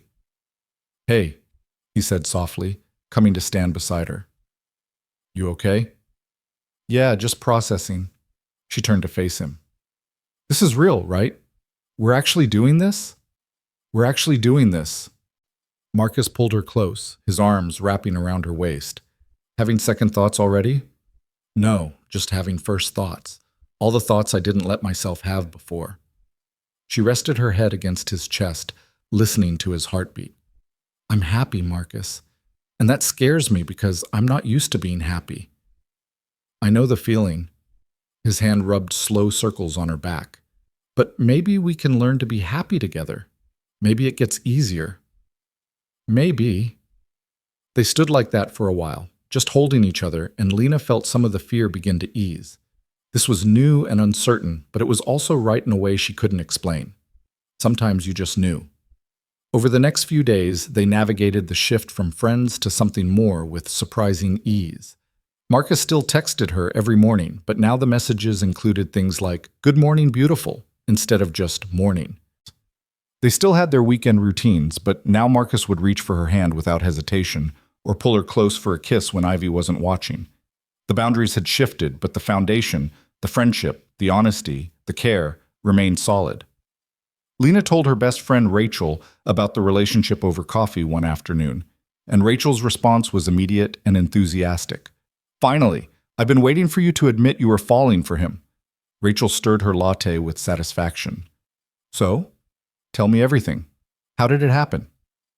Lena recounted the story, from Ivy's direct questioning to the kiss on the couch, and Rachel listened with the devoted attention of someone who'd been following this saga from the beginning. "That kid is a genius," Rachel declared. "Sometimes it takes a 7-year-old to point out what should be obvious to everyone." "She's pretty special," Lena smiled into her coffee. "They both are." "So how does it feel, being in a relationship again?" "Terrifying, wonderful, mostly terrifying." Lena set down her cup. "I keep waiting for something to go wrong, for Marcus to realize I'm not worth the effort, or for me to mess this up somehow." That's trauma talking, from David and from everything that came after. Rachel reached across the table, squeezing Lena's hand. "But Marcus isn't David, and you're not the same person you were in that marriage. You've grown, you've healed, and from everything you've told me, Marcus sees you for who you actually are, not who he wants you to be." "I know. I do know that. But knowing something and believing it are different things." "Then give yourself time to believe it. Let Marcus prove to you that he's staying. Let yourself be happy without waiting for the other shoe to drop." Rachel smiled. "And for what it's worth, I haven't seen you this happy in years, maybe ever." That has to mean something. It did mean something. Lena held on to that thought over the following week as she and Marcus continued to figure out their new normal. They went on their first official date, dinner at a small Italian restaurant where they talked for 3 hours and closed down the place. They spent an entire Sunday at the park with Ivy, teaching her to fly a kite and eating sandwiches on a blanket while she told them elaborate stories about the clouds.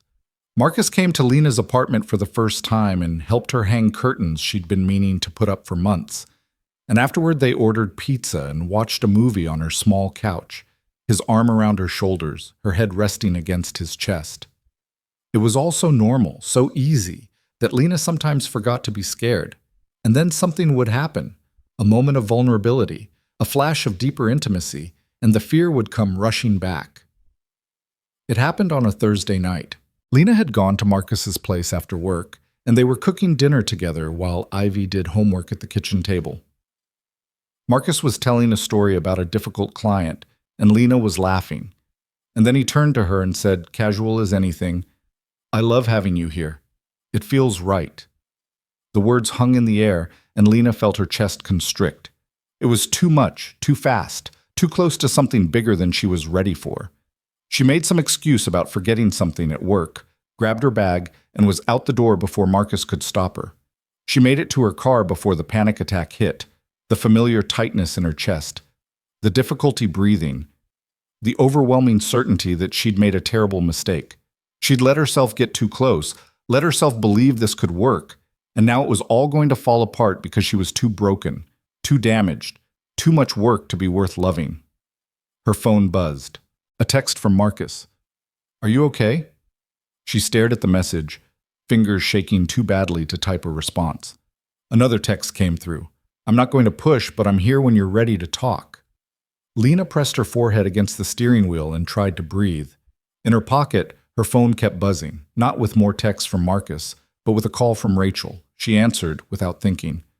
"Whatever spiral you're in, stop," Rachel said without preamble. "I can hear it in your breathing. What happened?" He said, Lena's voice broke. He said, "It feels right having me there." And I panicked and ran. "Because you're scared he means it or scared he doesn't?" "Both? Neither? I don't know." Lena wiped at her face. "I don't know how to do this, Rach. I don't know how to let someone love me." "Yes, you do. You're already doing it. You're just scared because you're doing it." Rachel's voice was gentle but firm. "Listen to me. You are allowed to be loved. You are allowed to be happy. And you are allowed to run scared sometimes as long as you turn around and run back." "What if I can't? What if I'm too broken?" "You're not broken. You're healing. And healing isn't a straight line. It's messy and complicated, and sometimes you take 2 steps forward and 1 step back. But Marcus knows that. He's healing too, so stop running and go talk to him." "I don't know what to say." "Start with the truth. That's all he wants anyway." Lena sat in her car for another 10 minutes after hanging up, trying to gather her courage. Then she drove back to Marcus's apartment, climbed the stairs on shaking legs, and knocked on the door. Marcus answered immediately, like he'd been waiting. His expression was worried but not angry, understanding but not pitying. "Hey." "I'm sorry," Lena said, the words tumbling out. "I panicked and ran, and I'm sorry." "Come inside." Marcus stepped back and Lena walked into the apartment on unsteady legs. Ivy was already in bed, the apartment quiet except for the distant sound of traffic outside. Marcus led her to the couch, sat down beside her, and waited. "I don't know how to explain this," Lena started, then stopped. Honesty. She'd promised him honesty. "When you said it feels right having me here, it triggered something. This fear that I'm getting too comfortable, that I'm letting myself believe this is real, and then it's all going to fall apart because people don't stay. They realize I'm too much work, and they leave." Marcus was quiet for a moment, processing. Then he said carefully, "What if I don't leave?" "Everyone leaves eventually." "Not everyone. I didn't leave Sarah. She was taken from me. But every day I had with her, I stayed. Through the good and the bad and the really terrible, I stayed." He reached for her hand. "And I'm not saying I'm perfect or that this is going to be easy, but I am saying I'm here. I'm staying. And you running away when you're scared doesn't change that." "How can you be so sure?" "Because I know what it's like to lose someone I love. And I know what it's like to be given a second chance at happiness. I'm not going to walk away from that just because it's hard sometimes." Marcus squeezed her hand. "But Lena, you have to meet me halfway.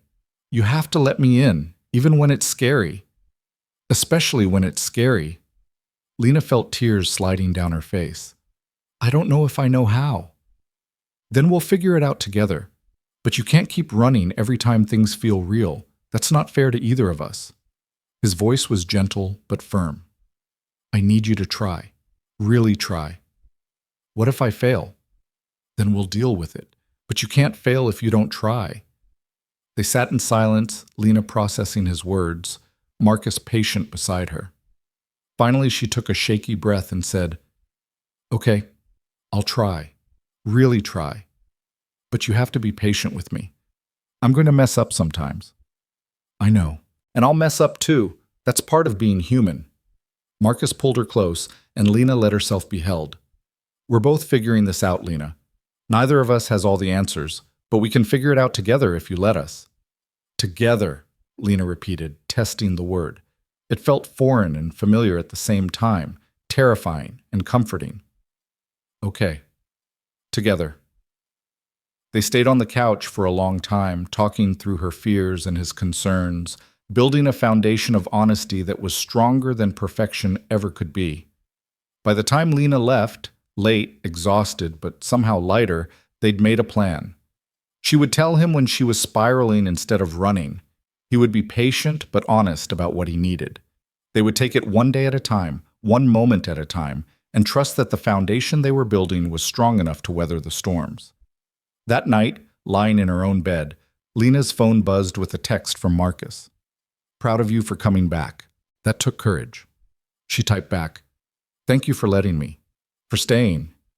His response came quickly. Always. Sleep well. Lena put her phone down and stared at the ceiling, feeling the fear still present but somehow more manageable. She was doing this, really doing this, and maybe, just maybe, she was going to be okay. The weeks following Lena's panic became a turning point, not because the fear disappeared, but because she learned to face it instead of running from it. True to their agreement, she started telling Marcus when the doubts crept in. When she woke up at 3 in the morning convinced she was too damaged to deserve this. When she caught herself making exit plans in case everything fell apart. When the voice in her head that sounded suspiciously like her ex-husband whispered that she was fooling herself. And Marcus, patient and steady, would listen without judgment and remind her of the truth until she could believe it again herself. They fell into a rhythm that felt sustainable, real. Marcus would come to her apartment on Wednesday nights after Ivy went to her grandmother's house for their weekly sleepover, and they'd cook dinner together and talk about everything and nothing. Lena spent every Saturday with them, their farmer's market routine now including her as a permanent fixture rather than a guest. Sunday afternoons were for the three of them, parks and movies and lazy hours where Ivy would sprawl between them on the couch reading her books while Marcus and Lena simply existed in each other's presence. It was during one of those Sunday afternoons, about 2 months into their relationship, that everything shifted again. They were at Marcus's apartment, Ivy absorbed in a new book about dragons, when Lena's phone rang. She glanced at the screen and felt her stomach drop. Unknown number, but the area code was from her hometown. She answered with trepidation. "Is this Lena Brooks?" A woman's voice, professional and careful. "Yes, this is she. This is Jennifer Mills from County General Hospital. I'm calling about David Brooks. He listed you as his emergency contact." Lena's blood went cold. Marcus looked up from his own book, concern immediate on his face. "What happened?" "He was in a car accident this morning. He's stable, but he's asking for you. Are you able to come to the hospital?" Lena's mind went blank. David. Her ex-husband who'd told her she wasn't worth loving, who'd made her believe her weight defined her value, who'd walked away from their marriage without looking back. And he'd kept her as his emergency contact. Yes, I can come." She gave the woman her information, hung up, and sat staring at nothing. "What is it?" Marcus set down his book, moving closer. "What happened?" "My ex-husband was in an accident. He's in the hospital. He's asking for me." The words felt surreal coming out of her mouth. "I should go. I don't know why he wants to see me, but I should go." "Do you want me to come with you?" Marcus asked immediately. Lena's instinct was to say no, to protect him from this messy part of her past. But then she remembered their agreement, honesty, meeting halfway. "Yes, if you can. I don't want to face him alone. Let me call Sarah's mom to watch Ivy." Marcus was already pulling out his phone. "We'll go together." An hour later, they were in Marcus's truck heading toward County General, Lena's hands twisted together in her lap. She hadn't seen David in over 2 years, hadn't spoken to him since the day the divorce was finalized. She'd blocked his number, removed him from social media, tried to erase him from her life as completely as possible. And now she was driving to his bedside because apparently, despite everything, she was still the person he called in a crisis. "You don't have to do this," Marcus said quietly, his eyes on the road. "If you don't want to see him, you can turn around right now. You don't owe him anything." "I know, but I think I need to, for closure maybe, or just to prove to myself that he doesn't have power over me anymore." Lena looked out the window at the passing scenery. "Does that make sense?" "Complete sense. Just promise me you won't let him make you feel small again." "I promise." The hospital was the same sterile maze of corridors and antiseptic smells that all hospitals were. The nurse at the desk directed them to David's room on the 3rd floor, and Lena felt her anxiety ratchet up with each step. Marcus's hand in hers was the only thing keeping her grounded. Outside David's room, she stopped. "Maybe you should wait out here. I don't know how he'll react to you being here." "I'll be right outside this door. You need me, you call me. I don't care what he thinks or wants." Marcus squeezed her hand. "You've got this." Lena took a deep breath and pushed open the door. David looked smaller than she remembered, lying in the hospital bed with his leg in a cast and bandages on his arm. His face was bruised, and there was a cut above his eyebrow that had been stitched closed. When he saw her, something complicated passed across his expression. Relief, guilt, maybe even shame. "Lena, you came." "The hospital called. They said you asked for me." She stayed near the door, maintaining distance. "What happened?" "Car accident. Some idiot ran a red light, T-boned me on the driver's side. Could have been worse, broken leg, some cuts, bruised ribs. I'll be fine." He shifted in the bed, wincing. "I know you're probably wondering why I still had you as my emergency contact." The thought crossed my mind. I never changed it. After the divorce, I kept meaning to, but I never did. And then when they asked me who to call, you were the first person I thought of. David looked away, his jaw working. "Pathetic, right?" Lena didn't answer. She walked further into the room, crossed her arms over her chest. "Why am I really here, David? What do you want?" "To apologize." He said it quietly, still not meeting her eyes. "I've been wanting to for 2 years, but I didn't know how. Didn't know if you'd even listen." "I'm listening now." David finally looked at her, and Lena saw something she'd never seen in their marriage: genuine remorse. "I was cruel to you. The things I said, the way I treated you, making you feel like your worth was tied to your weight. It was unforgivable. And I'm not asking you to forgive me. I just need you to know that I was wrong. About everything." Lena felt her throat tighten, but she kept her voice steady. "Why are you telling me this now?" "Because lying in that car after the accident, not knowing if I was going to make it, all I could think about was the people I'd hurt, and you were at the top of that list." He ran a hand over his face, careful of the bruises.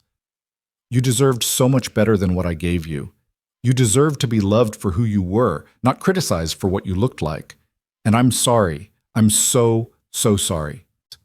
The apology she'd imagined demanding 1,000 times in the aftermath of their divorce now sat between them, and Lena found she didn't know what to do with it. Part of her wanted to accept it, to let it heal some of the wounds he'd inflicted. Part of her wanted to tell him it was too little, too late. And part of her, the part that had been growing stronger over the past few months, just wanted to be done with him entirely. "Thank you for saying that," she said finally. "I appreciate the apology. But David, you need to understand something, the damage you did, the way you made me feel about myself. I've spent 2 years trying to undo that. 2 years learning to believe I'm worth more than what I weigh, that I deserve to be loved without conditions, that my value isn't determined by someone else's attraction to me."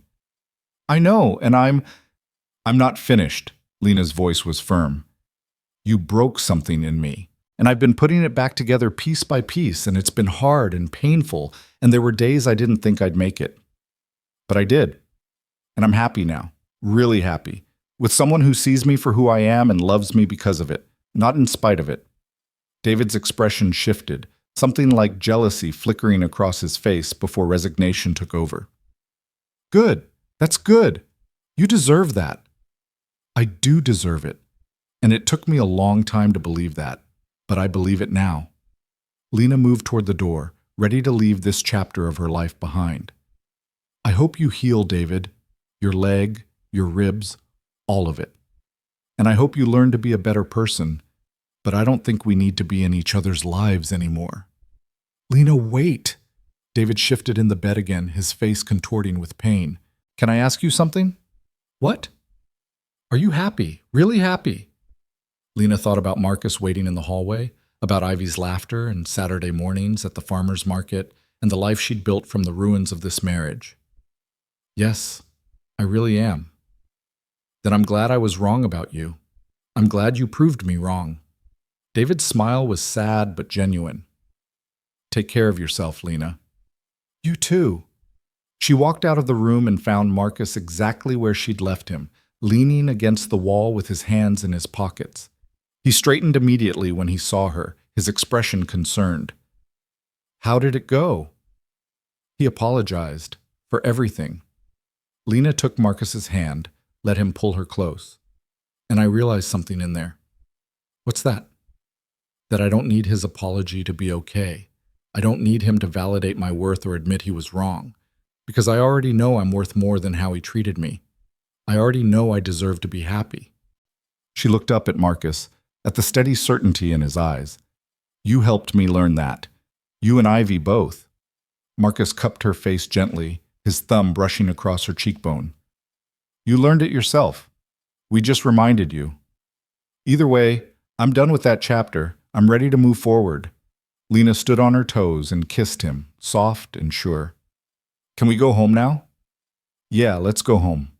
They drove back in comfortable silence, Lena's head resting against the window, Marcus's hand warm in hers. When they got back to his apartment, Ivy was already asleep in her room, and Sarah's mother, a kind woman named Patricia who'd welcomed Lena with surprising warmth, was reading on the couch. Everything okay? Patricia asked, setting down her book. Everything's fine, Lena said, and meant it. After Patricia left, Marcus made tea and they sat on the couch together, Lena curled into his side. The apartment was quiet except for the distant sound of traffic and the occasional creak of the building settling. It felt safe, peaceful, like coming home after a long journey. You know what I realized today? Lena said into the comfortable silence. What's that? That night in the café, when Brad humiliated me and you stood up for me, that was the moment everything changed. Not because you saved me, but because you showed me what I deserved. You showed me that kindness was real, that someone could see me struggling and choose to help instead of walking away. Marcus pressed a kiss to the top of her head. I'm glad I was there that night. Even though it started with something awful, I'm glad it led us here. Me too. Lena tilted her head up to look at him. I love you. I should have said it before, but I was scared. But I'm not scared anymore. I love you, Marcus Hale. The words hung in the air for a moment, precious and fragile, and then Marcus smiled, that warm, genuine smile that transformed his whole face. I love you too. Have loved you for a while now, if I'm being honest. Yeah? Yeah.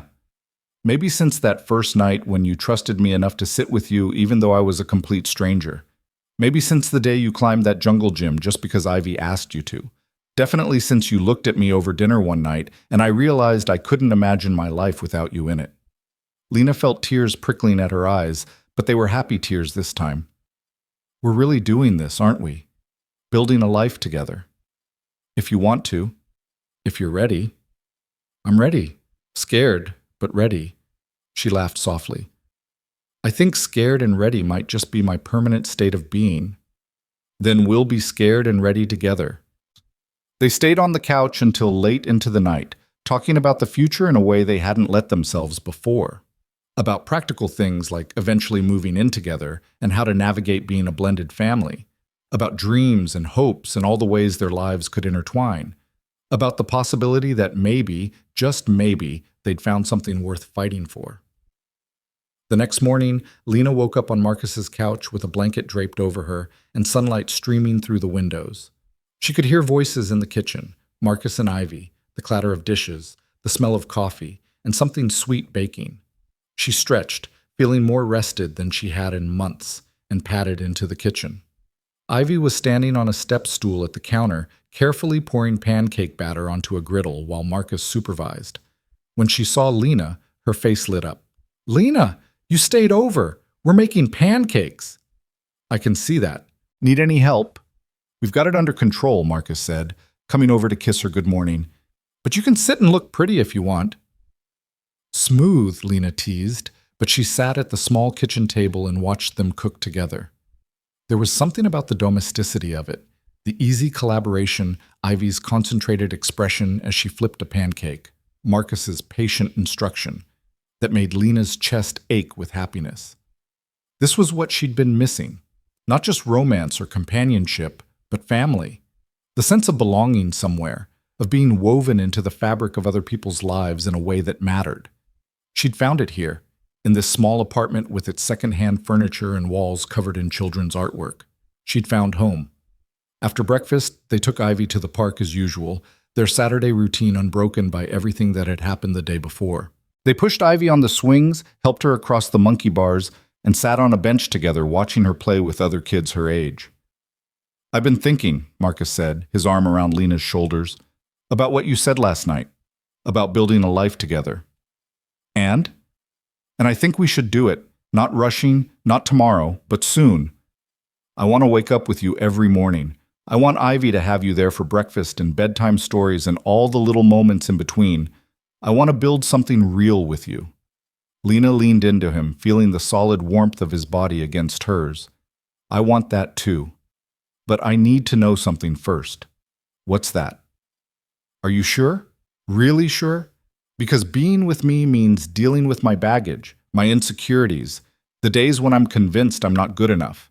It means patience and reassurance and working through my damage." She looked up at him. "I need to know you're ready for that."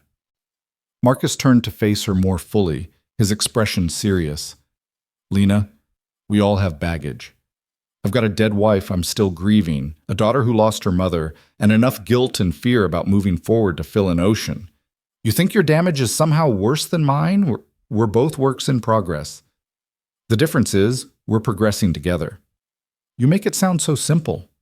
It's not simple, but it is worth it." He took both her hands in his. "I'm choosing you, Lena. Every day, even on the hard days, I'm choosing you. And I need you to choose me, too. Choose us. Choose this family we're building." Lena felt the last of her resistance crumble. "I choose you. I choose us. I choose this." Ivy ran over then, breathless and excited. "Can we get ice cream? Please?" "I've been really good all morning." Marcus laughed. "You've been good for approximately 2 hours. That's not quite all morning." "But it's still good. And good deserves ice cream." "She makes a compelling argument," Lena said. "Fine. Ice cream it is. But only because you both ganged up on me." They walked to the ice cream shop, Ivy between them holding both their hands, swinging between them and giggling. People smiled at them as they passed. A family out for a Saturday morning. Nothing remarkable, just another thread in the fabric of everyday life. But to Lena, it felt extraordinary. This simple thing, this walking hand in hand with people she loved, felt like everything she'd been searching for without knowing it. That evening, after Ivy had gone to bed and Marcus and Lena were cleaning up the kitchen together, he stopped what he was doing and pulled her close. "There's something I need to tell you," he said, his voice serious. Lena felt a flicker of anxiety. "Okay." "That first night, when I stood up for you in the cafe, I almost didn't. I saw what was happening and I thought about staying out of it, about not getting involved." He paused, his expression pained. "And then I thought about Sarah, about all the times people hurt her with their words when she was sick, and I couldn't just sit there. I had to do something." "Marcus, and I'm so glad I did, because if I hadn't, I never would have met you. I never would have had these past few months. Ivy wouldn't have you in her life. We wouldn't be standing here talking about building a future together." He rested his forehead against hers. "Sometimes I think about how easily it could have gone differently, and it terrifies me. But it didn't go differently. You did stand up, you did get involved, and here we are." Lena wrapped her arms around his neck. "Maybe we were meant to find each other. Maybe all the pain and struggle and heartbreak was leading us to that moment in the cafe so we could find our way here. You believe in that? Fate?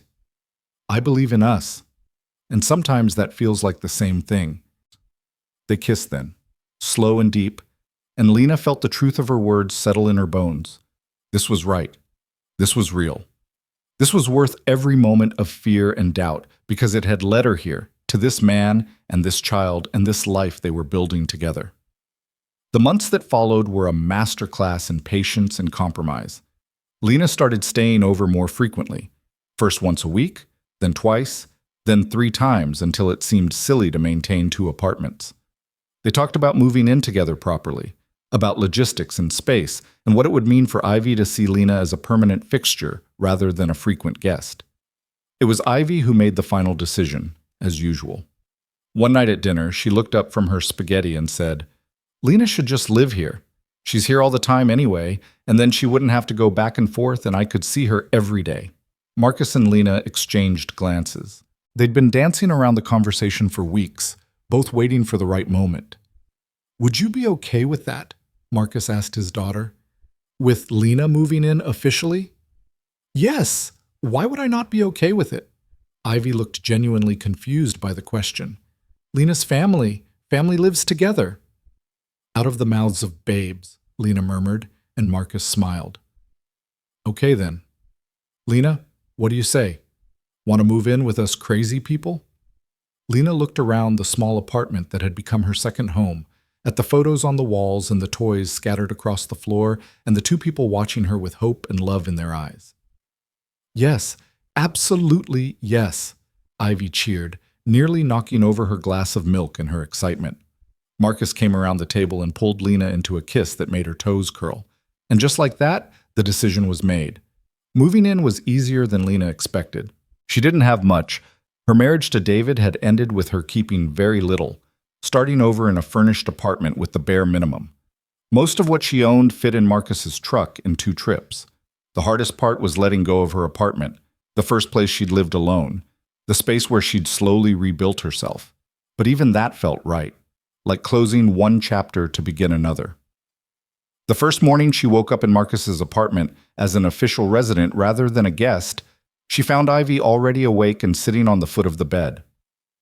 "Good morning," Ivy whispered, even though Marcus was still asleep. "I made you a welcome home card. Well, welcome home to our home. You know what I mean." She held out a piece of construction paper folded in half. On the front, in careful crayon letters, it said, "Welcome to the family." Inside was a drawing of the 3 of them holding hands, labeled Daddy plus Lena plus Ivy equals family. Lena felt tears spring to her eyes. "Ivy, this is beautiful. Thank you. I wanted you to know you're really part of us now. Not just visiting, really part of us."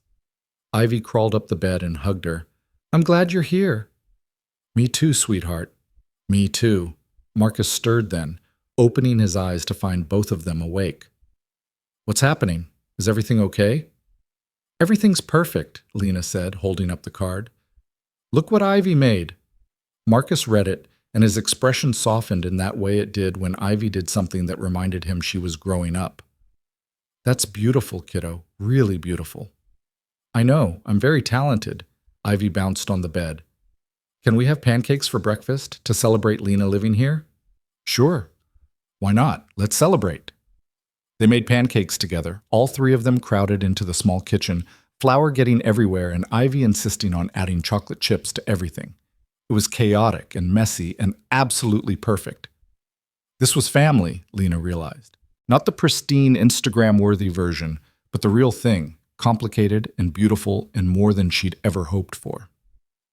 The weeks turned into months, and they settled into their new normal. Lena learned Ivy's bedtime routine, the exact way she liked her sandwiches cut, the specific tone of voice that meant she was about to have a meltdown. Marcus learned that Lena needed quiet time to decompress after hard days at work, that she liked her coffee with too much cream, that she cried at commercials when she was tired. They learned to navigate each other's spaces and boundaries, to communicate instead of assuming, to choose each other even when it was difficult. There were hard days, of course, days when Lena's insecurities flared and she convinced herself she was intruding on Marcus and Ivy's life. Days when Marcus withdrew into grief for Sarah and Lena didn't know how to reach him. Days when Ivy acted out because change was hard, even good change. But they worked through it together with honesty and patience and the growing certainty that what they had was worth fighting for. It was nearly a year after that first night in the cafe when Marcus pulled Lena aside one Saturday evening. Ivy was at a sleepover and they had the apartment to themselves, a rare occurrence that usually meant takeout and a movie and going to bed early. "I want to show you something," Marcus said, leading her to his bedroom. From the top shelf of the closet, he pulled down a small wooden box. "What is it?" "Sarah's jewelry. I've been keeping it for Ivy, for when she's older." He opened the box carefully, revealing various pieces, earrings, a bracelet, a delicate gold chain. But what he pulled out was a simple ring, white gold with a small diamond. "This was Sarah's engagement ring, the one I gave her when we got engaged." Lena's heart started pounding. "Marcus, let me finish." He held up the ring, looking at it with a complicated expression. "I've been thinking about what to do with this. Part of me wanted to save it for Ivy, to give it to her someday when she finds someone she wants to marry. But another part of me thinks Sarah would want it to be used, to be part of someone's happiness now rather than sitting in a box for 20 years. I don't understand what you're asking me." Marcus set the ring down and took both of Lena's hands. "I'm not asking you to marry me. Not yet. We're not there yet, and that's okay. But I am asking if you'd be open to it someday, to making this official, to being a family not just in practice but in name too." Lena stared at him, at the vulnerability in his expression, at the hope and fear warring in his eyes. "You want to marry me?" "Eventually, yes, when we're both ready, when Ivy's ready, when it feels right." He squeezed her hands. "But I needed you to know that's where I'm heading, that this isn't just dating or living together for convenience. I'm building toward forever with you." "Forever's a long time." "I know. And I know you're scared, but Lena, I've done forever before. I know what it looks like, what it requires, how hard it can be. And I want it with you anyway. Not because you're a replacement for Sarah, you're not, you could never be. But because you're you. Because you make me happy. Because I want to spend the rest of my life learning new things about you." Lena felt tears streaming down her face. "I want that too. Forever sounds terrifying and perfect, and I want it." "Yeah? Yeah. Maybe not tomorrow, maybe not even next year, but someday, when we're ready. I want forever with you." Marcus pulled her into a kiss that was somehow both gentle and desperate, full of promise and hope, and the certainty that they'd found something rare. When they pulled apart, both breathing hard, Lena noticed the wooden box still open on the bed. "What happens to the ring?" she asked. "I'll save it for Ivy, or for you, if someday you want it. Or I'll get you a completely different ring, because you deserve something that's just yours." He smiled. "We don't have to decide now. We have time." "Time," Lena repeated, and the word felt like a gift. They had time to figure things out, to keep growing together, to build the life they both wanted.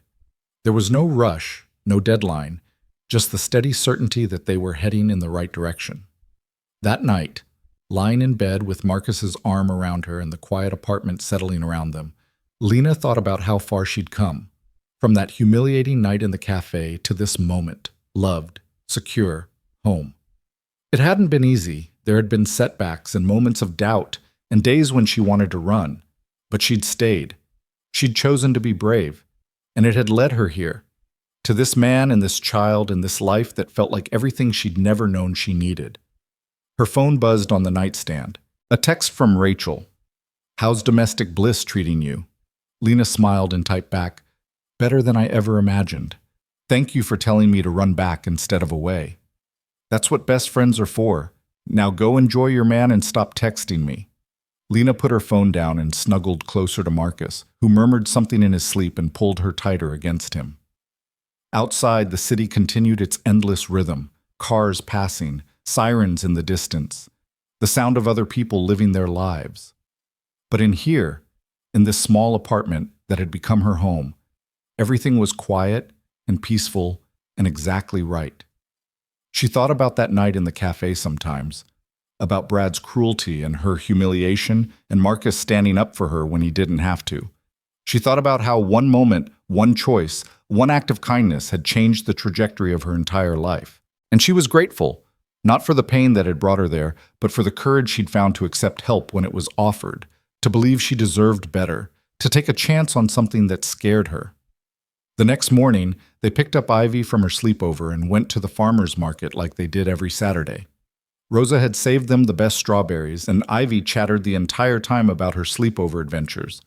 They walked through the stalls hand in hand in hand, three people who'd found each other against all odds and chosen to build something beautiful together. At the honey stand, the vendor smiled at them. "You folks look happy today." "We are," Marcus said, looking at Lena with such open affection that her heart squeezed. "We really are." And it was true. Standing there in the morning sunshine with Marcus's hand in hers and Ivy examining different varieties of honey with scientific precision, Lena felt happiness settle into her bones. Not the desperate, anxious kind that feared losing what it had found, but the deep, quiet kind that trusted in tomorrow and the tomorrow after that. She'd been told she was too fat to be worth a date, had sat in a cafe feeling like her life was over, had believed for so long that she didn't deserve kindness or love or happiness. But a stranger had stood up for her, had seen her worth when she couldn't see it herself, and that single moment of grace had bloomed into this, a family, a home, a future full of possibility. "What are you thinking about?" Marcus asked quietly while Ivy was distracted. About how grateful I am. For you, for Ivy, for this life we're building. Lena squeezed his hand. About how one terrible night led to everything good. You know what Sarah used to say? Marcus's voice was soft, thoughtful. She said that the universe has a way of bringing the right people together when they need each other most. I didn't believe her then, but I believe her now. Me too. Ivy came running back with a jar of lavender honey. Can we get this one? And can Lena make her special honey bread this week? Absolutely, Lena said, ruffling Ivy's hair. We can make it together. Yes, I love when we cook together. They bought the honey and continued through the market, collecting their usual items and a few extras. As they walked back to the car, Marcus leaned over and kissed Lena's temple. I love you, he said simply. I love you too, both of you. And in that moment, with the morning sun warm on her face and the people she loved beside her and the promise of 1,000 more Saturdays stretching out ahead, Lena Brooks knew with absolute certainty that she had found exactly where she was meant to be. Not in spite of the pain she'd endured, but because of it. Because sometimes the breaking is what lets the light in. Sometimes the lowest moment is just the beginning of climbing towards something better. Sometimes kindness from a stranger is all it takes to change everything. She was home. She was loved. She was enough. And that night in the cafe, the one that had started with such cruelty and humiliation, had become the first chapter of the best story she'd ever been part of. A story about courage and second chances, about choosing to be brave even when it's terrifying, about finding family in unexpected places, and learning that love, real love, doesn't have conditions or requirements. It just is. They loaded their purchases into the truck and headed home. All three of them, together, exactly where they belonged.